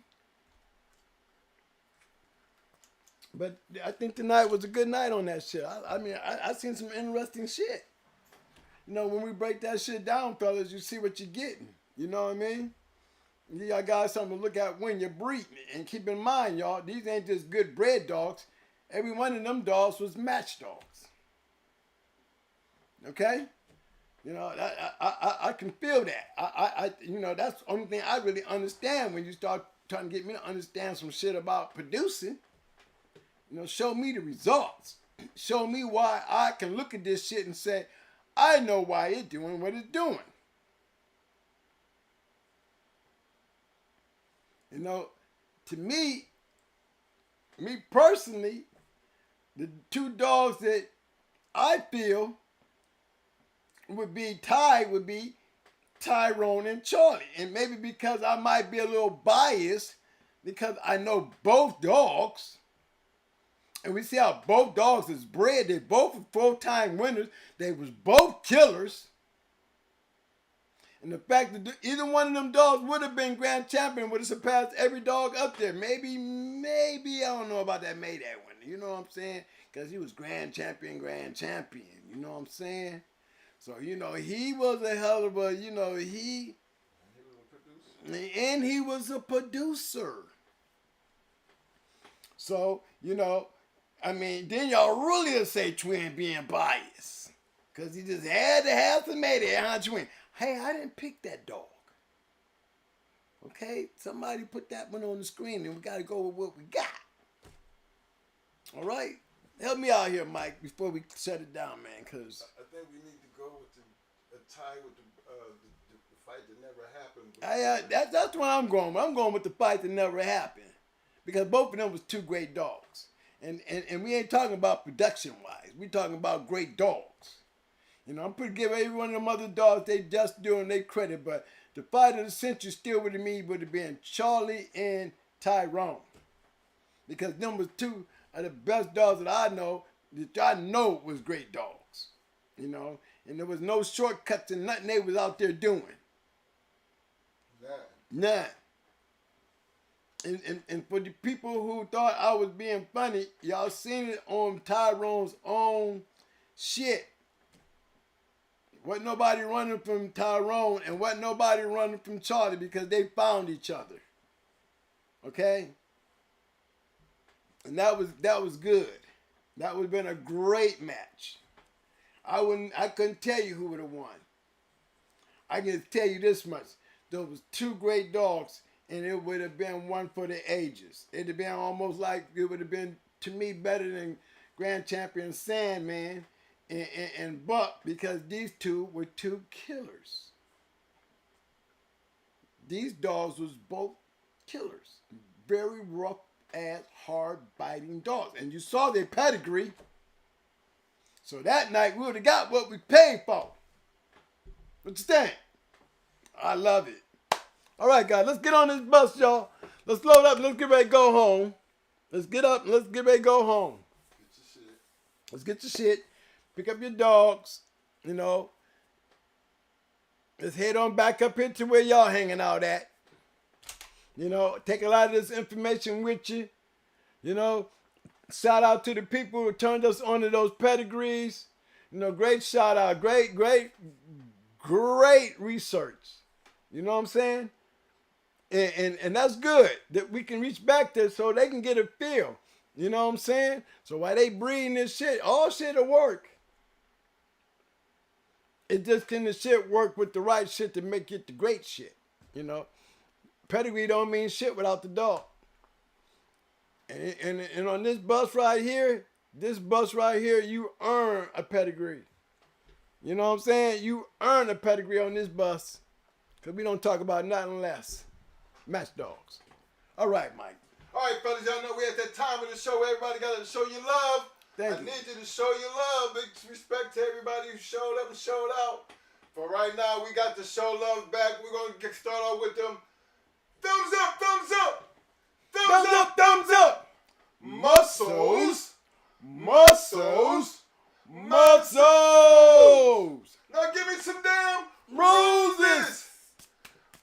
Roses. We need them damn roses. Yes, Go sir. out there. Show Just some put love, your fellas. finger on the button and hold it. And as a statement, I always say, Shark Tank. Take your other finger and just hold it. Let everybody know the Shark Tank's in the house. Thank y'all for coming out, man. Backstreet, we damn near got 700 views in the Backstreet, y'all. You know what I'm saying? We got 700 views in the back street. So you tell me what's going on. Hey, shout out to my big brother Mama. Shout out to my big brother Triple M. All y'all in the back street. Shout out to my homies up there in the OH and the Dime. Love y'all, man. You know I had to ride my Akron hat. Y'all know I had it on my page today. But man jumped out there kicking out them Akron boys, them Ohio boys. Yeah, I'm an Ohio boy. I might be down here Florida boy too now. But I'm hometown all day, every day. I want to give a special shout out to my people down there in Mississippi, my boys in Louisiana. Shout out to my boys down there in Mississippi, Louisiana. Big shout out to y'all, man. Big shout out to California, my man. Chuck D coming in, showing the love, showing some new shit. That's right, Chuck D stepping up, man. Cali in the house. That's right, Cali in the house. I want to give another big shout out to my people out on Arkansas, West Memphis, Memphis, Little Rock, Arkansas. All my people's over in there. I see you, fam. I know you out there watching in the back street. Just wanted to make sure that you know we see you, fam. We see you. What else we got going here? Guess I can just go ahead and crank up some music. Yes, sir. Okay, hold on. Hey guys, thanks for coming out, man. I hope I did what I could do for y'all tonight, man. You know, it's always a pleasure, man. I really enjoyed you guys stepping up, throwing them pads out there, man. If I didn't get to all of them, we got other days, man. We got other days. We're going to go out here and we're going to go back into that match world where we hang out at. You know, it's good when, you know, me, you already know what I like to play. You know, Twin, you know, they be like, Twin, you know, he ain't going with that other shit. He going right to the box. If it ain't in the box, he ain't fucking with it. You know it. You damn right. If it ain't producing some shit in the box, the fuck we got to talk about that shit. We talk about relevant shit around here. Okay? But you don't want to do that. Stay off the bus. Don't get on the bus. That's all. You can't handle that. Don't get on the bus. That's what dog man going on that bus. We going that way. That way, not that way. That way. That way gets you in trouble. So we're going to stay back here. And just take our prayers to those hunters to be safe. And know that we see you. We love you, baby. Keep it where it goes, baby. I'm near with you. Hey, man. Look here, I'd like to give a special shout out to everybody in the Shark Tank and everybody who participated in the poll. That's what I'm talking about. Show your love, show up, show out. You know, remember what I said about earlier about, you know, everybody hooking up. You know, this is what I be talking about. You know, we have great shows because of you guys. The little things that you do mean so much. Because look at all the information. Remember, there's nothing that we told you tonight is made up. You know, everything that came through here, you know, y'all put that out there. We just got a chance to go look at it and look into it. And then when you look at the poll, that's the love of the situation. When you look at the poll and how you voted in the poll. And we can pull it up on the screen, take these pedigrees, go back and look and really see, hey man, there was some hard biting shit out there, and most of that hard biting shit, which we always said knew, that Eli shit, man, I don't know how you can live without it. You know what I'm saying? That's why we always bragged about everything in the top 5 of the ROM list. We tried to have on the yard because it's a proven fact. It's a proven fact. We can throw Frisco and Chinaman, all them in that mix, but it's not changing shit. You know, I mean, really, it's not. Those dogs is there. We will see those dogs there. You know, maybe we can move that list down to 6 dogs, but the top 10 dogs, we just seen the top, really 5 or 6 dogs in damn near every one of those pedigrees tonight. That sure did. I mean, say what you want, but you know, you can't change what you're seeing. It is what it is. You know what I mean? And if that helps you do better at what you're doing, then you need to work with what you see. Because it's a proven fact. All over the world, it still came out with the same damn results. From East Coast to West Coast to way across the waters. Guess what, fellas? It is what it is. It is what it is. And you know what? Them boys were keeping their eyes on the prize.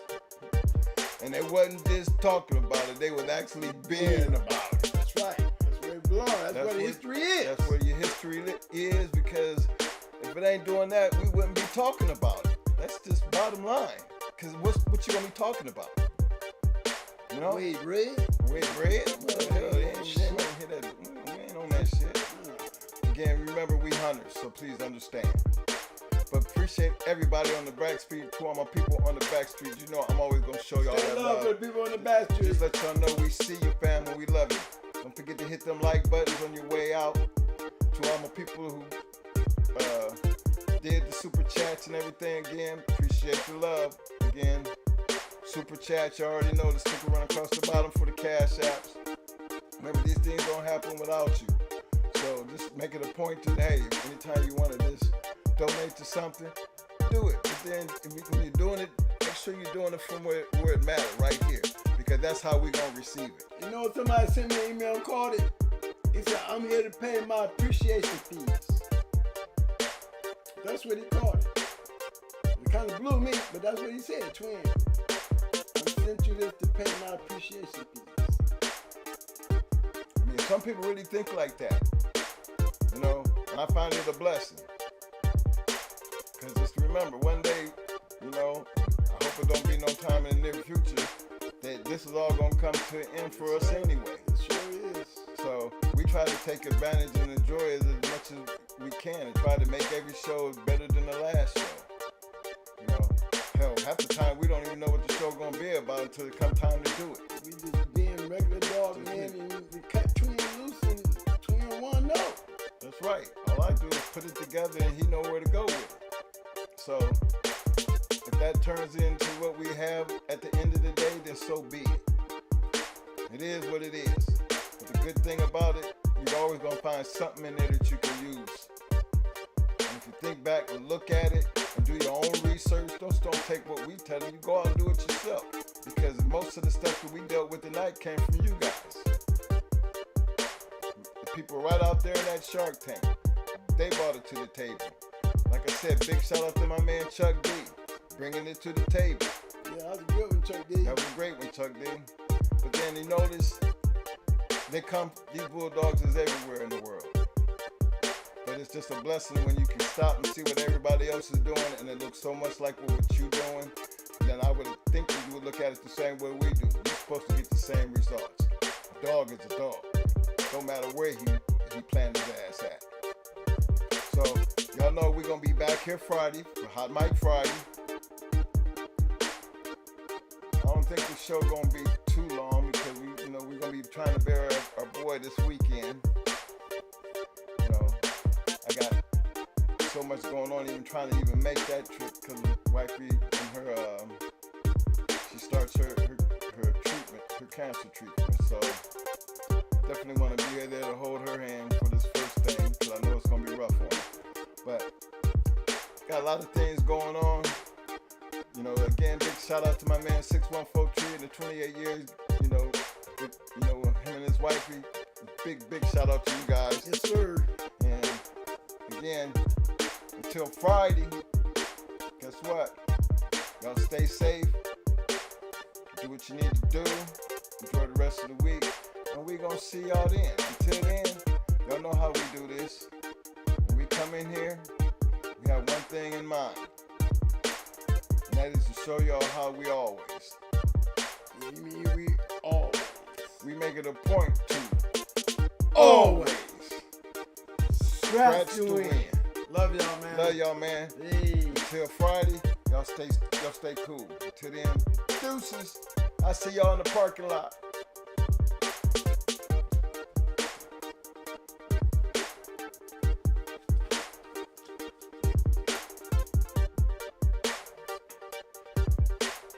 Big shout out for my man 614 Tree coming in with a 10-piece showing love.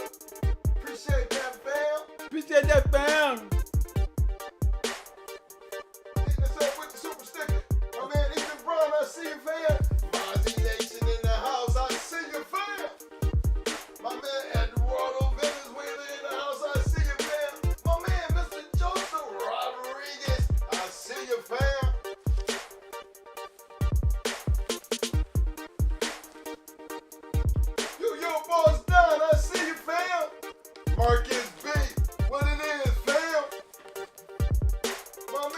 Michael Dead Gang.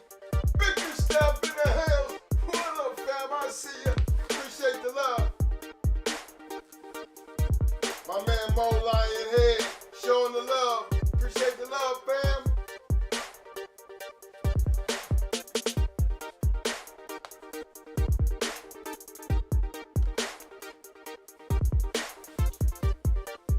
My man iBuck614. Appreciate the love, fam. I see you. My man KNS. What up, fam? What new? What new? I see you, fam. Big shout out to my man, Mr. Larry Willis.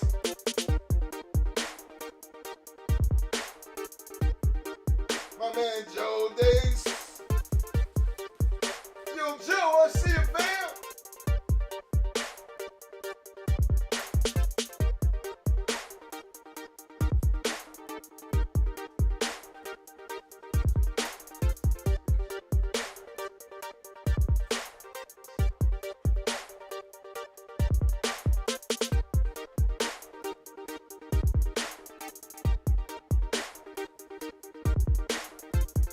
My man, start to finish, Kennels showing the love. I see you, fam.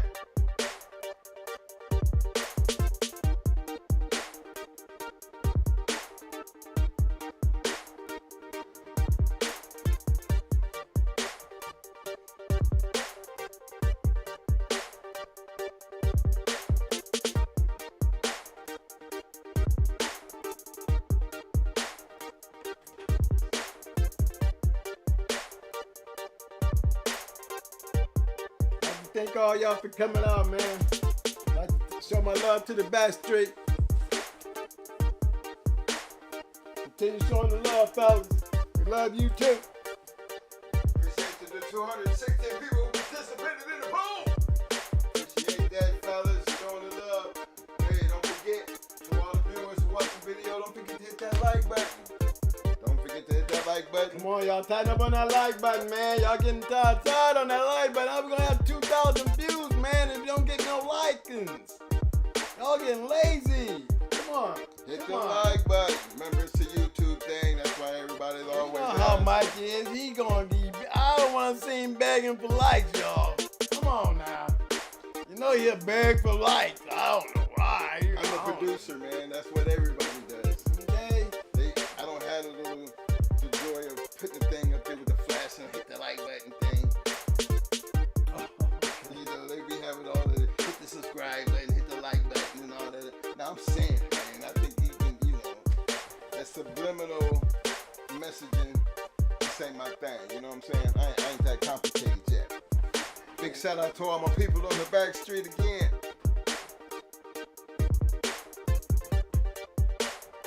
My little nephew Gibby up there in the OA to the dime in the act rock. Got a shout out to my little nephew up Big there. shout out to my man DB3. I seen you out there, fam.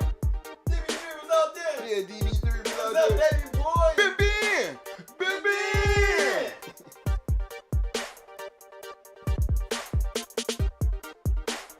Hey, Big Ben. Hey, did you see what happened to Tony, man?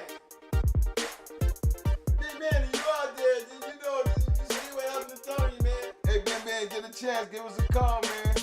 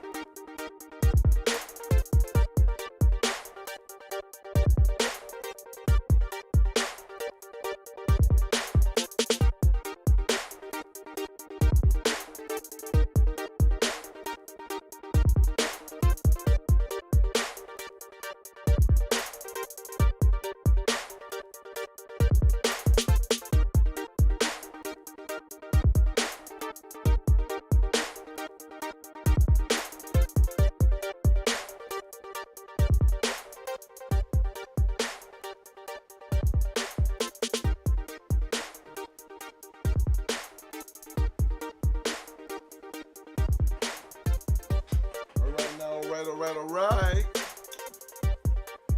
We coming up on that 1 o'clock hour. Again, I want to give a special shout out, special thanks to everyone who showed up tonight for this Talk Shit Tuesday. Appreciate everybody who participated in the poll. Let me see here. It's good. We had 221 participants in the poll tonight. And what I like about it, you know, that's how you know you got dog men in the room. Dog men. Because, you know, the poll was pretty accurate based on the information that we did tonight. You know, regardless of what people say and might think. You know, we always holler at Red Boy, Jeep, Roscoe. You know, but in true reality, even for ourselves, and to just really keep it real, the very first dogs we started out with is Eli dogs. Created from James Edwards, right out of Snoopy and Marty B. And we ran them dogs for a lot of years. So, hard mouth they was. But again, remember, even we changed then, you know, as we got older, we changed a lot of things. So, if you follow our history and you've heard us talk about it, and, you know, y'all seen the progression that we took and seen the direction that we went in. So when you got that many years of dogs, remember, when it all boiled down to the end, we had everything from 1 to 5 from 20 years back in that time period. Everything that was at the head of the register of merit list. All the top 5. Now think about that. Top 5. So, we're talking about Awesome Baby, Honey Bunch, Jeep, Mayday, Buck. Everything we had to have that in it. That's why you always see we always had that little bit of touch of Zebo in everything that we had. Because if you always look, you know, we always kept Zebo in there somewhere, somehow. Because again, we really wasn't looking for the gamers. You know, even though gamers mattered, but you know, our thing was looking for them killers. The ones that didn't play around. The ones that hurt you. And I gotta admit, we did pretty good. And they did pretty good with other people. So that's a blessing just to be able to have one between your legs like that. You know, that's why I give a big shout out to everybody who participated in the show today. Again, big shout out to my man Chuck D, representing the Cali. You know, it takes people who have that love and that passion, you know, to kind of understand what we really be talking about. You know, and that's the thing is, to be informative, at least give people a direction to make their own choices and do their own research and see and get a better idea of not just what you're doing, but what other people are doing and why it works for them and how you can find something that works for you. That's what this channel is all about.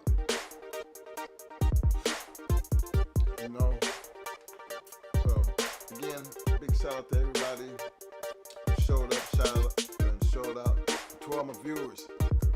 Moving forward, as you just, the new viewers coming in, checking out the show, you don't forget to drop a comment in the comment section. Don't forget to hit that like button. Don't forget to hit that subscribe button. Don't forget to go check out some of the merchandise at www.goinghardkennelsreloaded.com. There's a merchandise store over there. Hey, go over there and check out some of the stuff we got over there, I think it's pretty fresh myself. And again, support the channel and support other channels, and big shout out to all my big brothers and everything on the back street to support us. So until Friday, I need everybody to stay safe. That's first and foremost. Enjoy the rest of your week. Make it a point to get back here in a safe way. Friday for Hot Mic Friday. Y'all know what's happening. So I got to get ready to rock out with you. I'm gonna call it a night. That last call when they start flipping that light. You know which light I'm talking about. Last call. That's where we at right now. But as usual, I'm gonna rock out with you.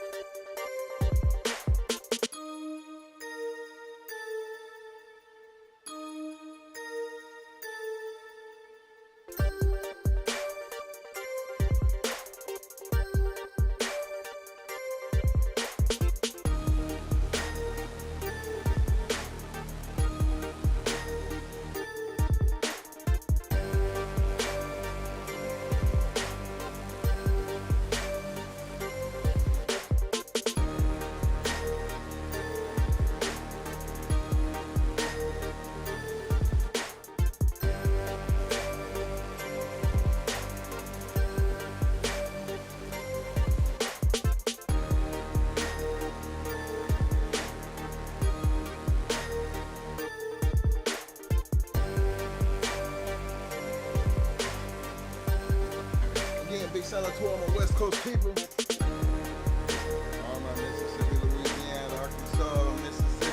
Tennessee peeps. I say y'all fam, all my people up north, all my people way up New York north, all my people out in Maryland, Virginia, Tennessee. Everybody stay safe. Remember, we'll see you Friday for Hot Mic Friday. Until then, I'm out of here. Deuces. Peace.